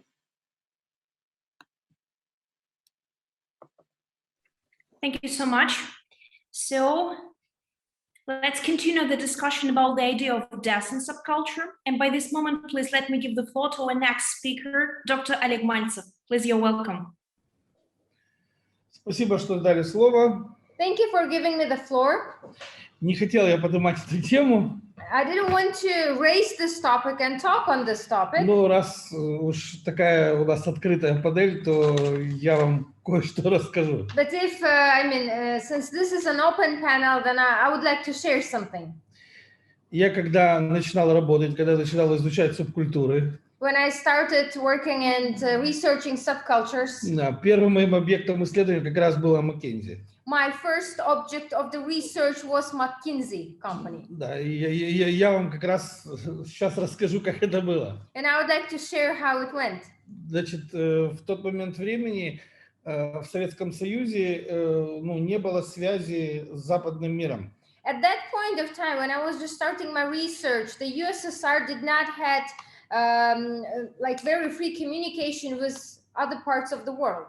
И в силу специфики моей работы я имел возможность читать материалы на иностранном языке любые. However, due to the specifics of my work at that time, I had an access to any material in foreign language. Я совершенно не собирался изучать McKinsey. And I was not planning to study McKinsey. У меня не было даже мыслей таких. No thoughts about that. Я искал бизнес, которым бы я хотел заниматься. Being a young person, I was searching for a business that I would like to be involved in. Я был очень далекий от бизнеса человек. And at that point, I was very, very far from business. Да, и я был военный человек, и поэтому для меня бизнес было что-то, это не про меня все. Having a military background, I was all into military, so business was not my thing. И вот в одной из статей я встретил одну личность. And in one of the articles, I stumbled upon one personality. И это был как раз Марвин Бауэр. And he was Marvin Bauer. Да. И мне показался этот человек, он делал то, чего мне хотелось сделать. And it seemed to me that Marvin Bauer was doing things that I would have wanted to do. И тогда я начал думать, как мне стать тем самым управленческим, стратегическим консультантом, которого тогда в Советском Союзе не было даже близко. And at that point, I started thinking, well, what would it take for me to become that strategic consultant, the thing that Marvin Bauer did? Because at that time in the USSR, there was no even profession as such, no title as such. Да, и это, наверное, ну, одно из тех вещей, которое меня успокоило, почему я должен быть ученым. And I think that was one of the things that basically helped me and helped me to understand why should I be a scholar. Да, потому что ученым я быть тоже не хотел. Because I didn't want to be a scholar as well. Да, и поэтому как бы Марвин Бауэр это была та личность, которая вот, ну, как звезда для меня светила, как бы в тот момент времени. Я, когда начал изучать Маккензи, я как бы не считал Маккензи эталоном организации. And at that time, Marvin Bauer was me like a guidance star. Speaking of McKinsey, it was not like the reference point organization at that time for me. Но для меня Маккензи была примером того, что это можно сделать. But it was a great example that showed that these things are possible. You can implement them. То есть Марвин Бауэр это сделал. Because Marvin Bauer did succeed. Да, и, в общем-то, я тогда как бы понял, что это можно сделать, и я стал на путь, как это сделать. And having understood that this is something which is possible to implement, I started my journey and started thinking how I would implement this. Да, и когда развалился Советский Союз, And after the collapse of USSR, да, и у нас стало открытое общество, and the community became like free, more free than it was, и появился бизнес, and businesses developed. да, я в Советском Союзе стал первым вот тем самым управленческим и стратегическим консультантом. In the USSR, I was that first person who became the management and strategic consultant. Да, и когда я говорил, кто я, люди спрашивали, что? And when I would say, what would I do? People would say, what?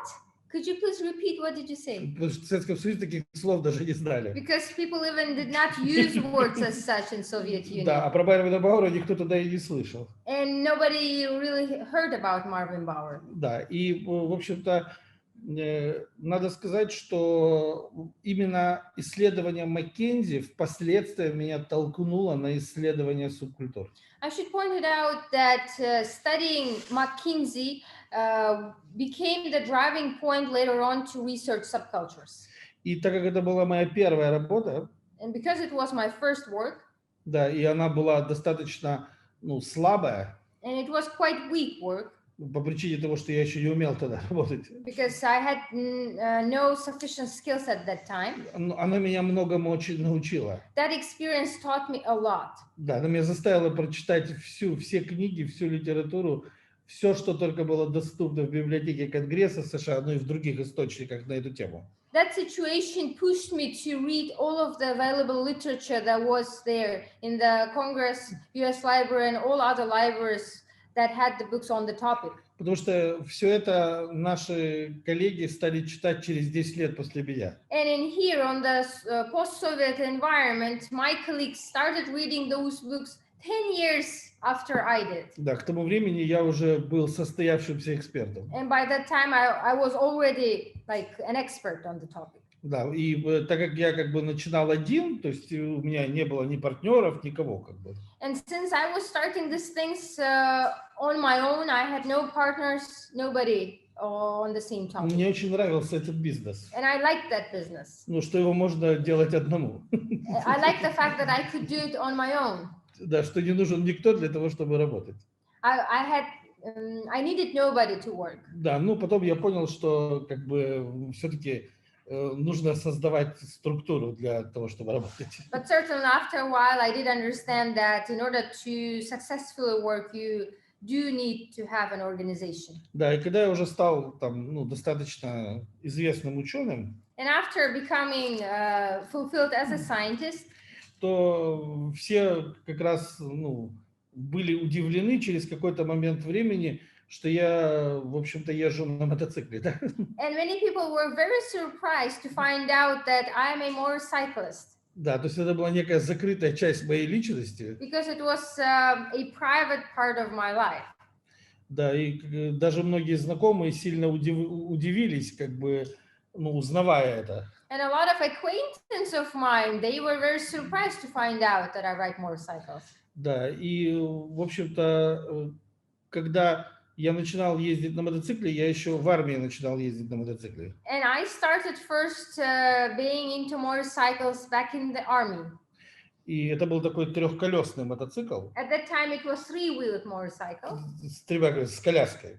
with like a part Да, nearby it, ну, военный мотоцикл. the military motorcycle. Да, то есть и мы его использовали для того, чтобы ездить в магазин. We used it in order to go shopping Да, потому что ходить пешком было неудобно. because nobody wanted to work on his feet. Это было первое знакомство с That мотоциклом. was the first acquaintance. Да. И на самом деле я достаточно долго ездил как бы на мотоцикле и не понимал, что я делаю. So for a long time, I've been riding motorcycles without understanding really what am I doing. И если бы не Ienatsch, And if not for Ienatsch, who is on the panel, да, который мне показал другой уровень дисциплины, who showed me a different level of the discipline in this, да, я вот только тогда понял, что для того, чтобы сесть на два колеса, нужно иметь стержень внутри. at that time, I did understood that in order to actually professionally ride two-wheeled vehicle, you have to have that inner power. Да, то есть человек, который без дисциплины как бы садится на мотоцикл, он как бы, просто ему нравится расходовать свою жизнь. Because a person who starts riding a motorcycle without being disciplined, he just spares his life. И вот здесь мы подходим как раз к идее смерти в субкультуре. And at this moment here, we come to the idea of death in a subculture. Дело в том, что в основе любой субкультуры лежит идея смерти. In fact, every foundation of any subculture has an idea of death. Да, и как бы если люди близко с этим не знакомы, как бы и даже члены самой субкультуры, они могут об этом даже не знать. And a lot of people, even the members of the subcultures, they might not know about that. Я в свое время разговаривал как бы с очень авторитетным человеком в науке, как бы это было, когда я был очень молодой, и он меня спросил о том, как я отношусь к смерти. When I was a young, very scholar, I was speaking to one of the most prominent scholars at that time, and he asked me, "What is your perception of death?" И я спросил, почему он мне задает этот вопрос. And I did, "Why do you ask this question?" А он мне сказал, что именно ответ на этот вопрос и определяет твое отношение к жизни. And that person told me that the answer to the question about the death, this is what defines your approach towards life. То есть отношение к смерти определяет отношение к жизни. So one's approach to death, that what defines one's approach to life. И я, когда был в двух экспедициях научных в Северной и Южной Хорватии, вот сейчас, в последних двух экспедициях, In recent field research expedition to southern and eastern Croatia, и я начал писать одну написал уже книгу, а вторую начал, она уже вышла, а вторую начал писать. I have authored one book and continuing to work on the second one.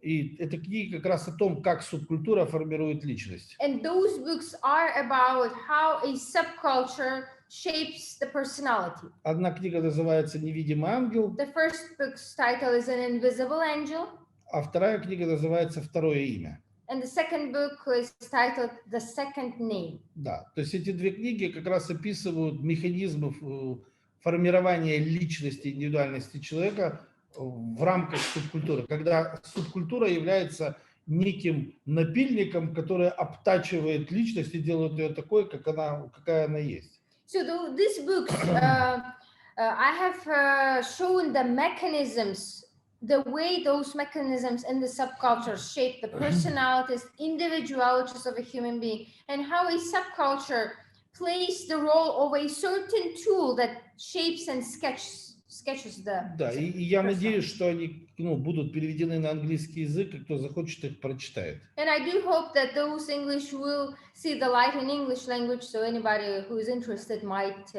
take a look at the book. Да, и именно в этой северной экспедиции в Хорватию у меня возникла идея об использовании мотоциклов в экспедиционной научной деятельности. And the expedition, I'm sorry, it was to the northern part of Croatia and southern. So during that field research in northern Croatia, I came with an idea that we can use motorcycles in our expeditionary activities. Потому что я отмотал множество экспедиций назад. Because having analyzed in my mind all previous expeditions that we had, И я понял, что если бы мы использовали мотоциклы в Мексике, ну и в других странах, то мы могли бы много больше сделать, чем мы сделали. I did realize that if we had used motorcycles in previous field researches, like in Mexico and southern Italy and other parts of the world, we would have done much more. И там, где мы использовали машины, мы могли бы использовать мотоциклы и получить более обширное исследование, если бы мотоциклы вместо машин использовали. In those places when it's very hard to access the place on the cars, if we had those motorcycles, we would have done just much more. We would have an access to more materials. Да, и все, что нужно было сделать, это этих людей научить пользоваться мотоциклом. Everything which is left to do is to teach people how to safely use the motorcycle. Да, и половина из этих людей уже ездили на мотоцикле. Half of the team, they already have an experience of riding the machine. А вторая половина не умела ездить на Half of мотоцикле. them part did not know how to. И вот мы сейчас с Никомаичем мы как раз и учим ездить на мотоцикле вторую половину. And at the moment, me and Ienatsch are working on this. Да. И получается такая штука, что мотоцикл это не только там удовольствие и еще какие-то вещи. Это оказывается и очень мощный инструмент в руках ученого, исследователя. So I found out personally for me that motorcycles are not only about the thrill, about the fun, but it is also a very powerful tool in the hands of a scientist. И это очень мощный инструмент исследования личности человека. Additionally, it's a very powerful tool for the research of personality of a human being. То есть если человек с нормальной, обыкновенной, без психических отклонений человек, If we take an average human being who doesn't have any psychological disturbances, из них, кто попало, на мотоцикл не сядет. I mean, not everybody would ride a motorcycle. Он предпочтет машину. Many people will prefer a car. Он предпочтет машину, потому что для того, чтобы сесть на мотоцикл, нужна смелость. Because you have to have that courage in order to ride the two-wheeled vehicle. Решимость. You have to have the determination. Да, а немногие люди в современном обществе потребления такими качествами обладают. Not many people in this consumer society do have these peculiarities. Да, и поэтому мотоцикл и вот эта вот мотоиндустрия, вот эта субкультура байкеров, она действительно воспитывает достаточно сильных людей. And I believe that the subculture of motorcycles, the bikers community in this modern world, these subcultures indeed, they nurture brave and strong human beings. И как сказал Никайнич, когда вы смотрите на этих людей, вы понимаете, что это суровые люди. And just the way Ienatsch described people that are adherents of this subcultures, those people are not easy. They're straightforward and they're determined. Да, это прямые люди, то есть это люди, которые не будут ходить вокруг да около. These people are not going to double talk. They are straightforward.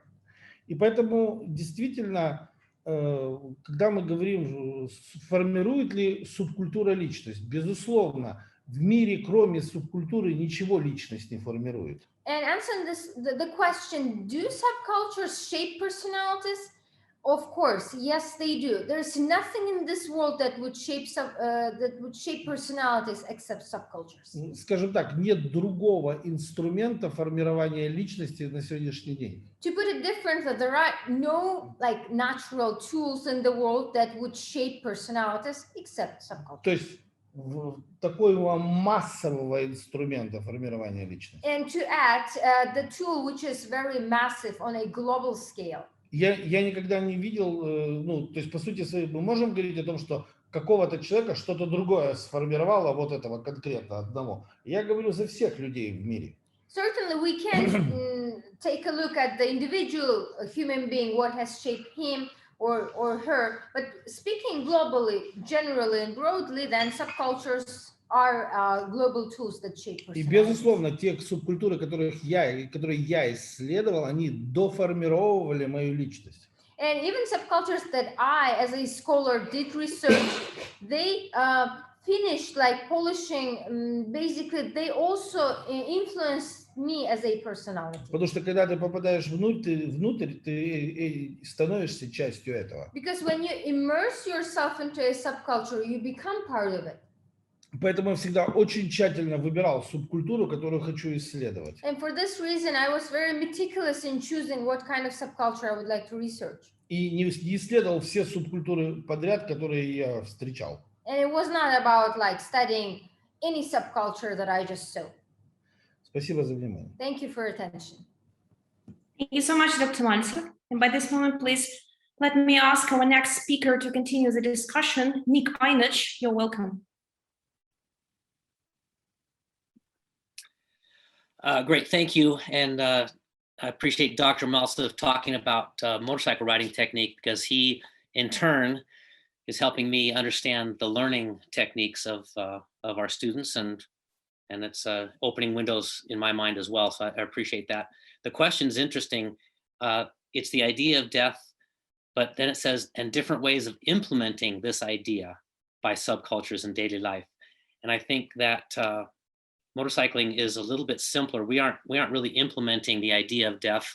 It is inherent in that the motorcycle by itself is not stable. If you leave it alone, it's not on a kickstand or leaning against a wall or other support, it falls over. So it is telling you just right away by looking at it, I am not stable, I am not a safe machine, and only you, the operator, can make me safe or worse. If you left the motorcycle alone, it would not hurt anyone. If you handle it well, it will not hurt anyone. If you handle it poorly, it will hurt you and kill you. So the idea of death is built into the motorcycle, and I think that everybody who approaches it understands it, except possibly for those of us who started riding very young. Death was not part of our mentality. So I think that Simon can speak to this really well, because he's been around it and studied it. I have certainly had it on my mind for decades, simply because I've had friends who die, and I ride motorcycles at all speeds and in all areas, and it is on my mind. So I think that as we age in the sport of motorcycling, or the industry of motorcycling, death becomes something we think about a little more often. At the Champion School, we can speak directly to this risk, and we do speak directly to this risk by attempting to develop technical riders instead of emotional riders. An emotional rider would say, I hope I don't crash today. I hope I don't die on my motorcycle today. It's a very good hope. It's a good, strong hope.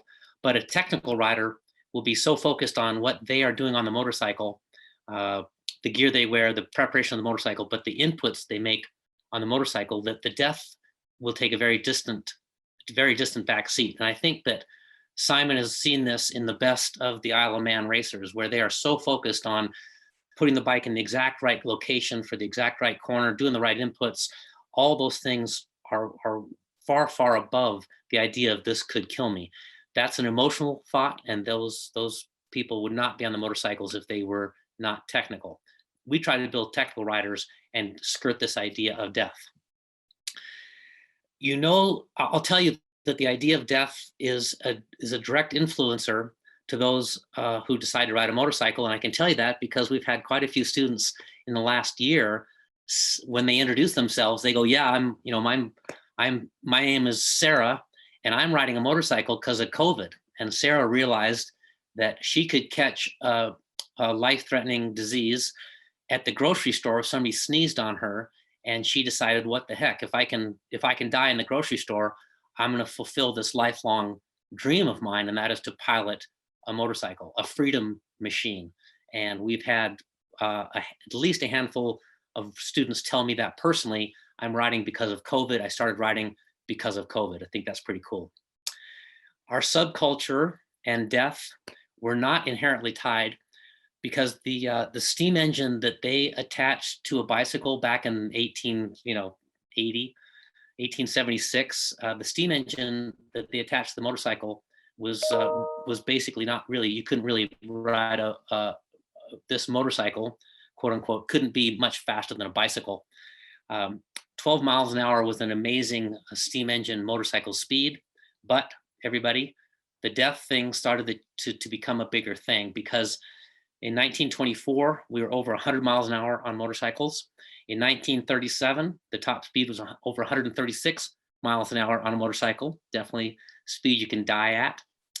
Nowadays, production motorcycles that your 16-year-old son or daughter can buy in America off the showroom floor will go over 200 miles an hour. And there was a gentleman's agreement that they would be limited to 186 miles an hour, but that agreement is being forgotten now. So you can go buy a 200-mile-an-hour motorcycle off the production, off the floor. And I think the top speed, land speed record on two wheels motorcycle, streamline motorcycle, is a 360-mile-an-hour mark. So all of a sudden, not all of a sudden, but over time, death has lured its head. And it gets us into that idea that a technical rider focused on not making mistakes becomes a very good long-term rider. An emotional rider with no training, which is what Dr. Maltsev and I are really focused on, the proper training in the proper way to reduce the chance of death and get them focused on techniques. Pretty neat. Everyone who has a motorcycle, especially a street bike in my world of enthusiast street bike riding, has been regaled by their neighbors about how their brother died on a motorcycle. Every ambulance driver they meet tells them about a motorcycle crash. Every doctor they meet tells them about a motorcycle crash. And we somehow work through those stories and the YouTube videos that show people crashing. We ignore the 4,900 riders that have died on average over the last 5 years. And I wrote down the reasons that, in my opinion, on why we continue to ride a motorcycle. Why would we do this in the face of obvious possibility of death and dismemberment?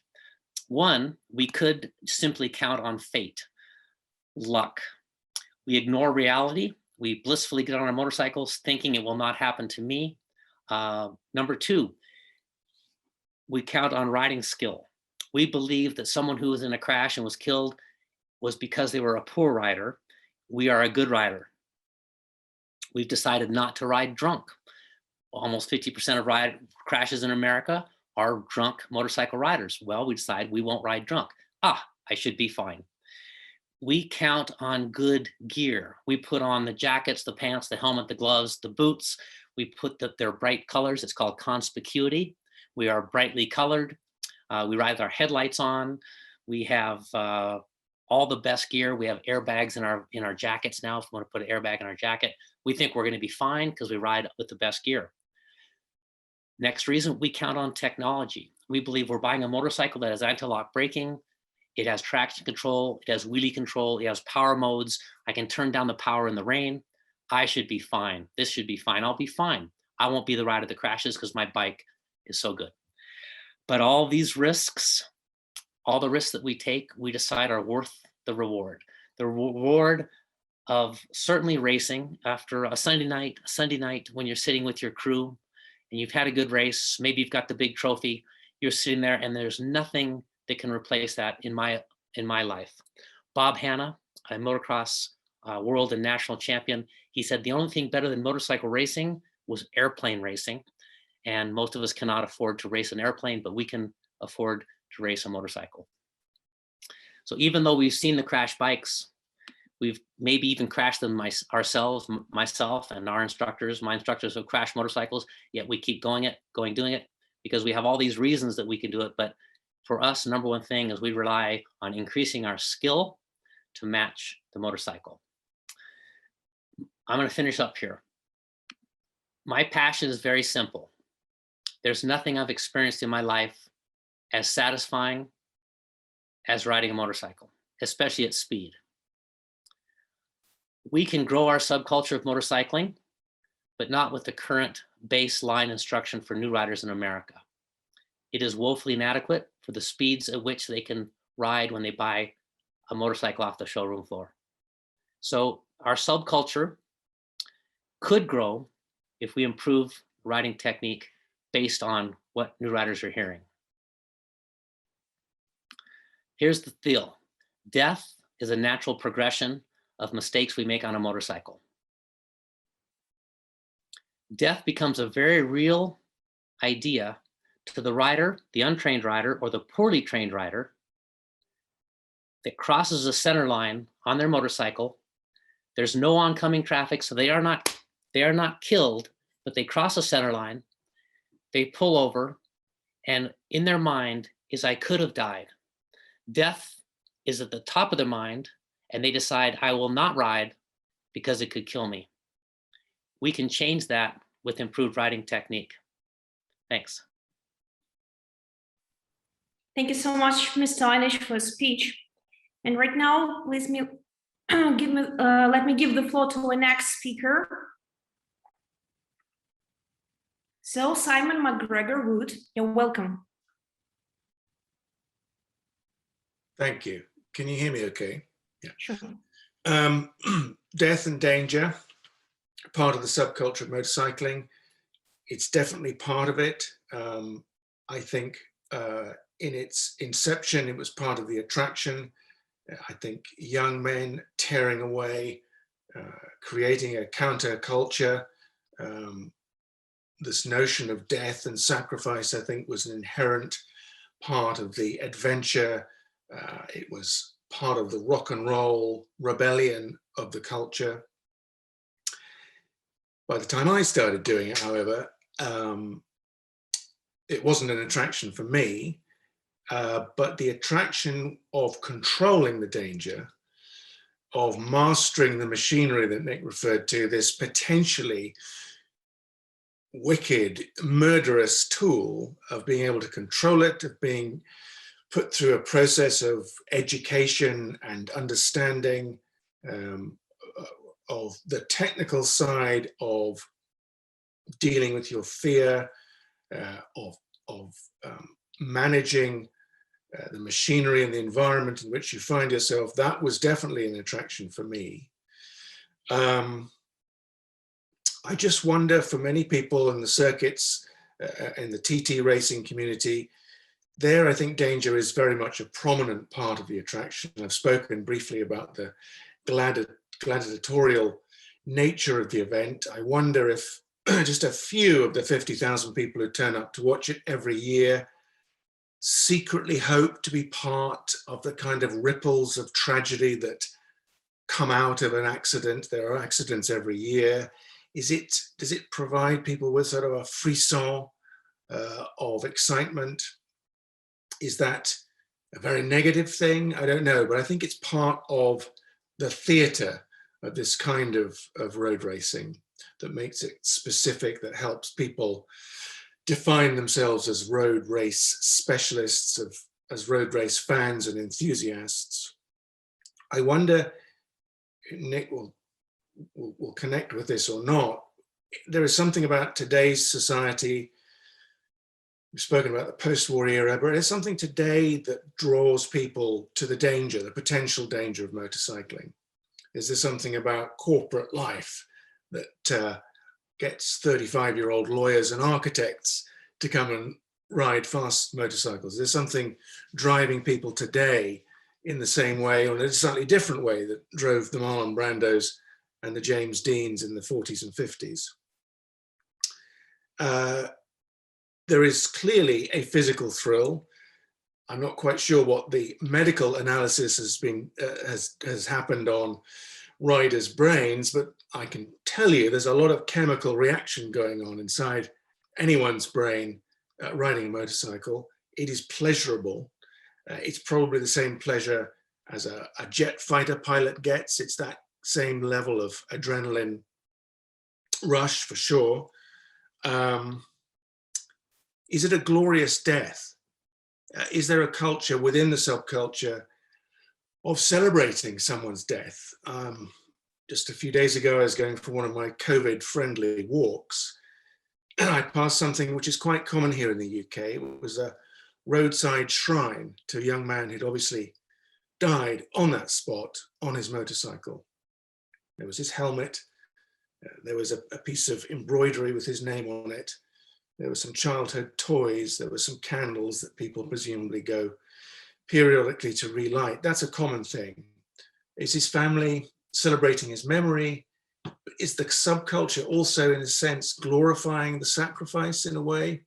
Is there some sort of peculiar echo of the Spitfire pilot, that cultural reference to the few making the ultimate sacrifice? I think there's something there. I think there's certainly something in the TT road racing culture, a lionizing of the people who are willing to put their lives on the line. Is that a self-fulfilling culture? Maybe. Does it encourage people to do the extraordinary things that some may not be capable of carrying out? Not sure. Could be a dangerous one. COVID again. Have we become very death averse in this society? In this country, we are bombarded every day by the number of people who've died in hospital from COVID. It got me to thinking about some people reacting against that. Why can't we just deal with death? You know, in 1918, after the First World War, 20 million people died of Spanish flu, but the world didn't grind to halt. Is there something about modern society that is drawing people to subcultures where danger and death has a central focus? Maybe. On the issue of culture shaping personality, I'm not sure. I think subcultures certainly shape patterns of behavior. Whether that's exactly the same as shaping a personality, I'm not sure. Clearly, people are drawn to a culture from outside of it. They want to get involved. Once they're inside, they learn new rules. They're aware of the expectations, but perhaps they're not particularly familiar with them until they're on the inside, where they're told to wear certain things in a certain way, where they might start eating in a certain way, they might start behaving in a certain way. Do we really know the full package until we've actually become part of the subculture? Does it shape your personality? I'm not sure. That seems to imply that once you join something, you kind of become passive. But I think, as Elizabeth mentioned, maybe a healthy subculture is one in which the individual, the initiate, gives back, is more creative from the inside, influences the subculture, tries to take it in a different direction. I'm not sure that someone whose personality is shaped in a comprehensive way is going to make those decisions and make those contributions. Another thought, final thought, based on the youth culture studies of our colleague in Estonia, Aimar, there's something about subculture that predicts its own demise, its own withering, its own death. If subcultures draw young people, improvisers, experimenters, everyone gets old. Marlon Brando's dead, James Dean's dead. Do subcultures have an kind of inherent obsolescence? Are they always going to become taken over? Are they always going to become co-opted by the mainstream? You mentioned, I think, the allowable rebellion of motorcycle culture in the Soviet Union. An anecdotal memory from a trip to Minsk to film a big Russian military exercise in 2015. Quite coincidentally, also the weekend of a huge regional motorcycle gathering in Minsk. All sorts of people from, I think, the Baltics, certainly came down from Moscow. One imagines that 30 years ago in California, this would have been an excuse to hide your daughters and get off the streets. But this was a mainstream cultural event. There were hot dog stalls, families came out to take pictures. Struck me that that was a snapshot of a subculture that has, in a sense, been subsumed by the mainstream. It was no longer something exciting and youthful. It had become something rather, ordinary. Lots of big guys on the wrong side of 40, riding machines that they could certainly not have afforded 30 years ago. And on that issue, connecting with Russia, I was reminded that I think motorcycle gangs in Russia today have a rather unsavory relationship with Vladimir Putin, don't they?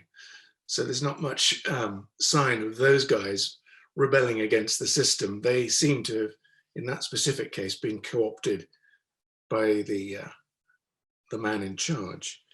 So yeah, just those are my thoughts. Clearly on the film, on the TT, that particular subculture, I mean, I would have to say the film title was A Dangerous Addiction. You ask every one of them, is danger and the possibility, the very real possibility of death, a reason why you engage in this? And they all say yes. So what is it that has driven to them to that? What is it that sees them come back year after year, even after their best friend has been killed? It's quite an extraordinary thing. In a sense, I guess the danger, the level of danger, guards the exclusivity of the subculture, because unless you're prepared to sign up to that package, you're not going to sign up to the subculture. So yeah, absolutely. That particular subculture, the one that I studied in the making of an hour-long film, quite extraordinary, embracing and the glorification of death, definitely a central identifier of that subculture. Thank you. Thank you so much, Mr. McGregor, for your speech.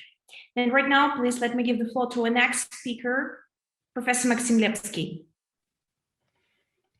Спасибо за предоставленное слово. Thank you very much for giving me the floor. По поводу вопроса смерти и работы этой идеи в субкультуре, хочу поделиться своими размышлениями.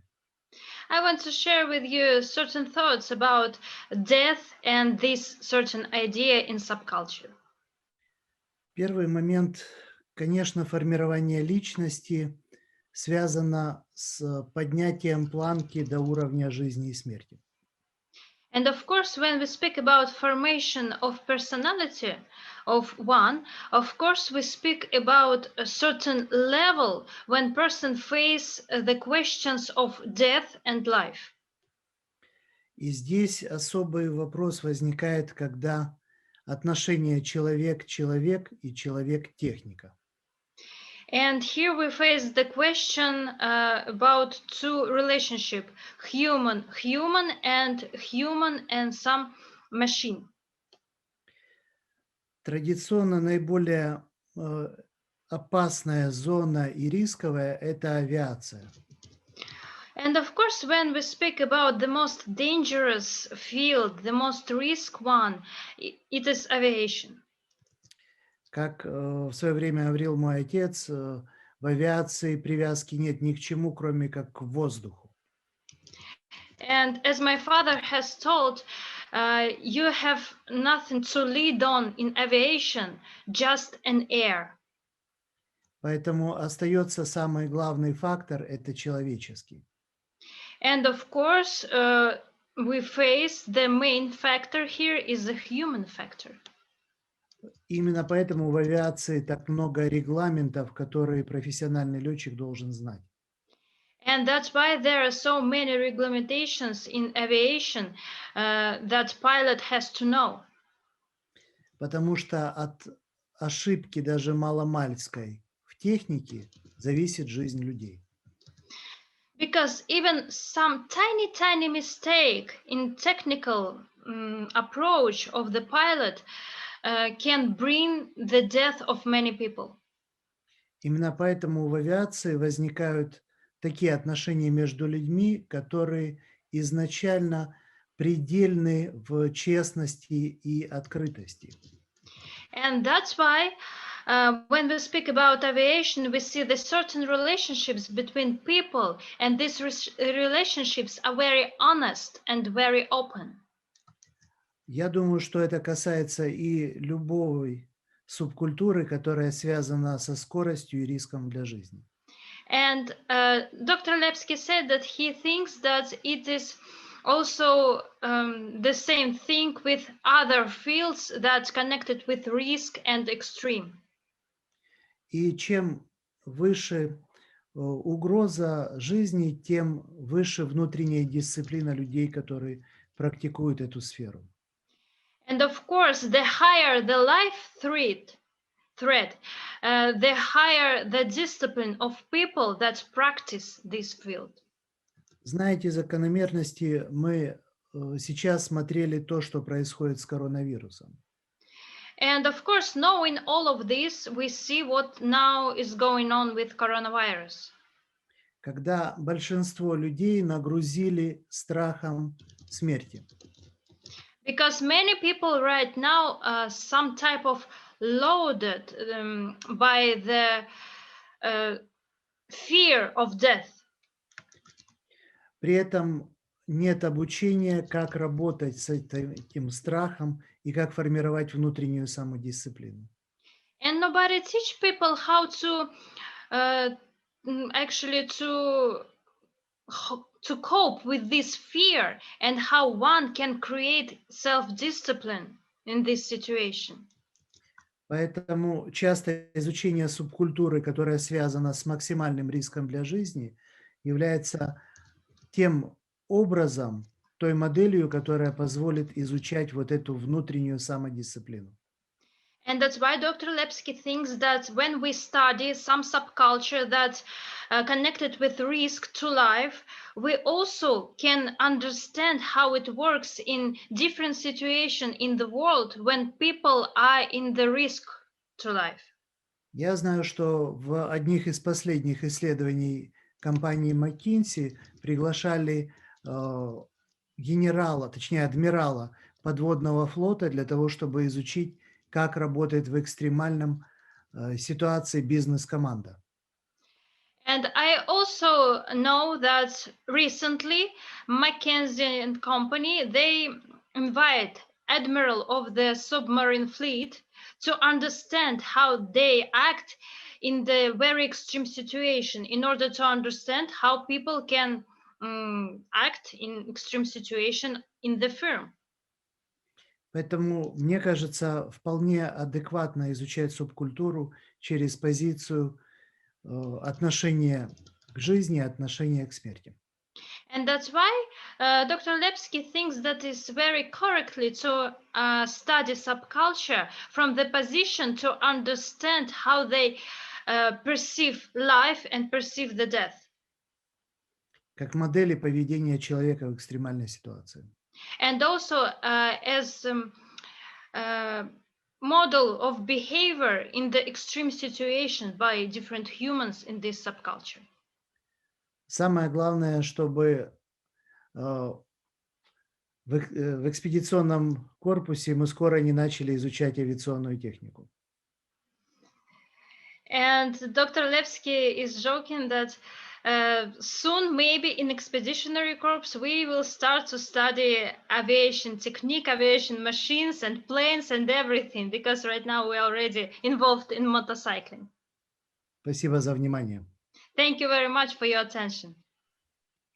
Thank you so much, Professor Lepskiy. We definitely appreciate your total sense of humor.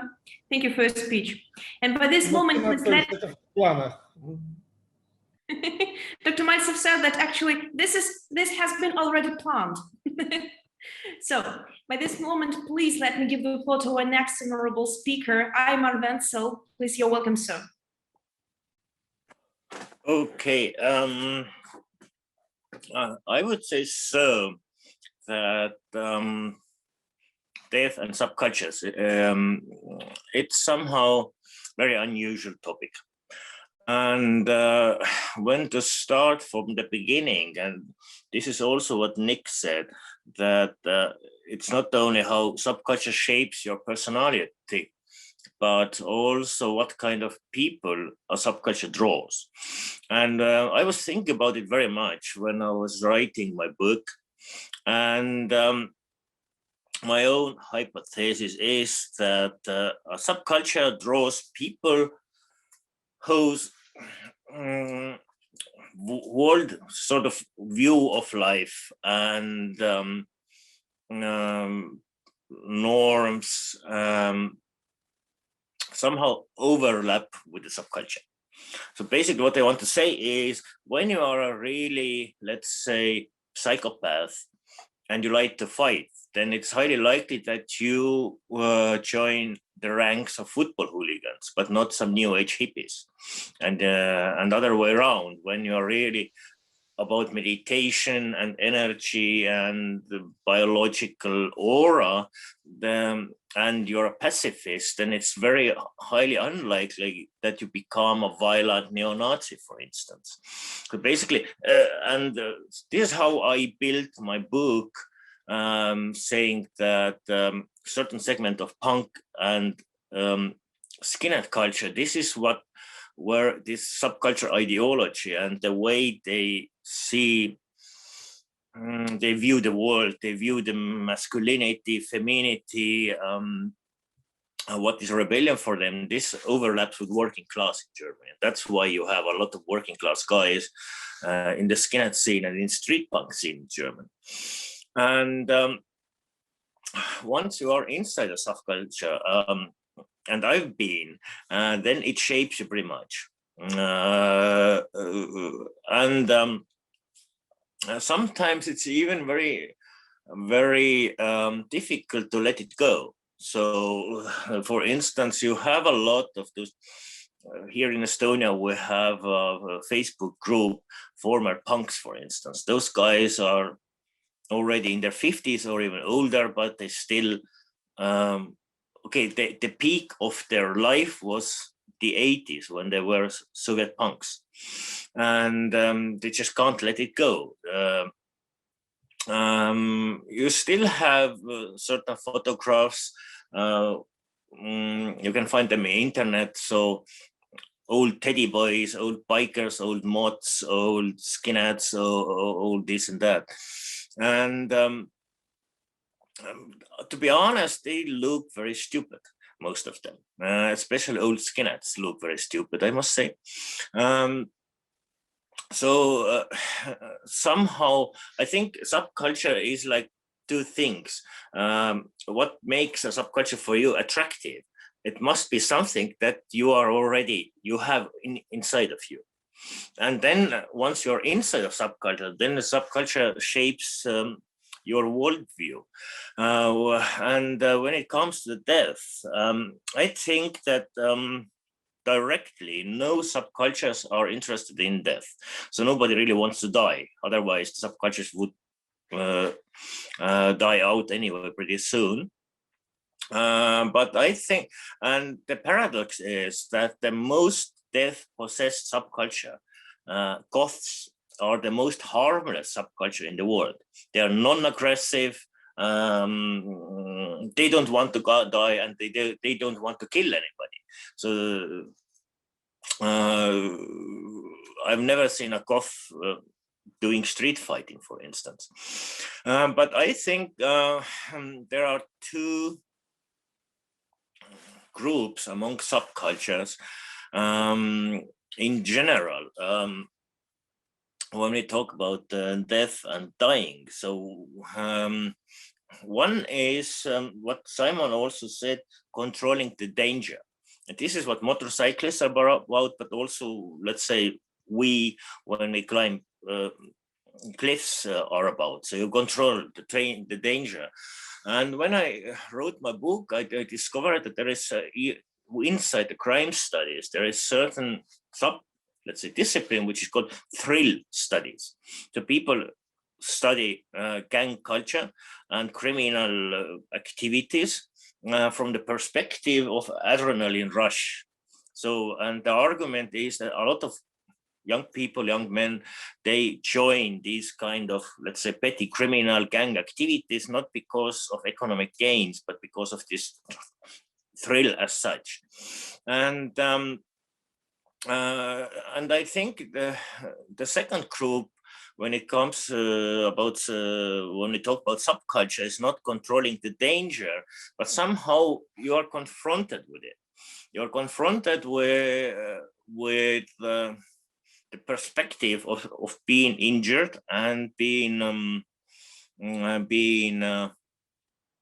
or probably also dying. So let's say in the wild 90s in Germany, where I lived, subculture violence was a very huge thing. So you joined the subculture, and automatically you had enemies. For some reasons, punks and skinheads didn't like bikers. And those fights could have been pretty bloody, or left-wing and right-wing clashes in Germany where people get killed. So basically, when we look at, let's say, youth culture as such, there is certain cult of death in, let's say, among goths, death metal, but then you have probably another kind of death cult, which is not I am going to die, but somebody else is going to die, which is very obvious in hip hop, for instance. All the 90s gangster rap, so they are shooting left and right there, and people are dying massively on the records. But I still think that death as such is not that much a topic in subcultures. Direct death, nobody really wants to die, as I said.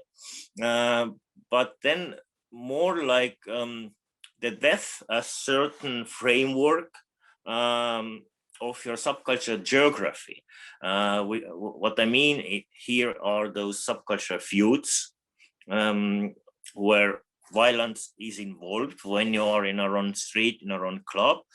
And then on the other side, those subcultures that are pretty much body driven. So let's say the same biking we are talking about here. It's about controlling your body, and via controlling your body, you control the machine, and you and avoiding death. And this is how I see this. And yeah, thank you. But by the way, can I ask? I have a question about subculture feuds to Nick. Is that I know the punk skinhead side, they don't like bikers. How it is on the other side, plus US is very different, of course. Do you have your own sympathies and antipathies? Yes, can you hear me now? Good. Yeah. Yeah, that's funny. It used to be much more divided in motorcycling when motorcycling was so rich. Back in the 80s, we were printing money. It was easy to make money in motorcycling, and you could hate that group and that group could hate you. And I think now those of us that really have a feel for the industry, now we're getting so small that we don't feel we can push anyone else out. And that's how it gets to feel. But we still make fun of things that we don't like necessarily. For instance, we might a two-stroke racer would make fun of a four-stroke racer, and we have those type of things. I think, yeah, Simon, you're nodding your head because it's still done in humor. But I think the whole industry has decided, wow, our subculture is not growing, and we will be out of business if we don't circle the wagons and become accepting. Well, thank you so much, ladies and gentlemen. Thank you, dear scholars, dear experts. Well, I believe it's high time we have finished our online panel. So soon after, the conference issues such as text papers, video reports, and online discussion panels will be published on the conference website later on.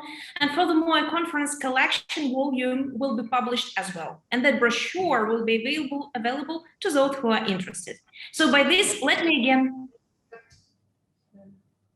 me thank you so much for your kind attention, for your participation, for your speeches, for sharing your ideas, and see you soon. Have you all a good time. Thank you. Goodbye. Thank you so much. Take care. Bye. Take care. Be safe. Bye.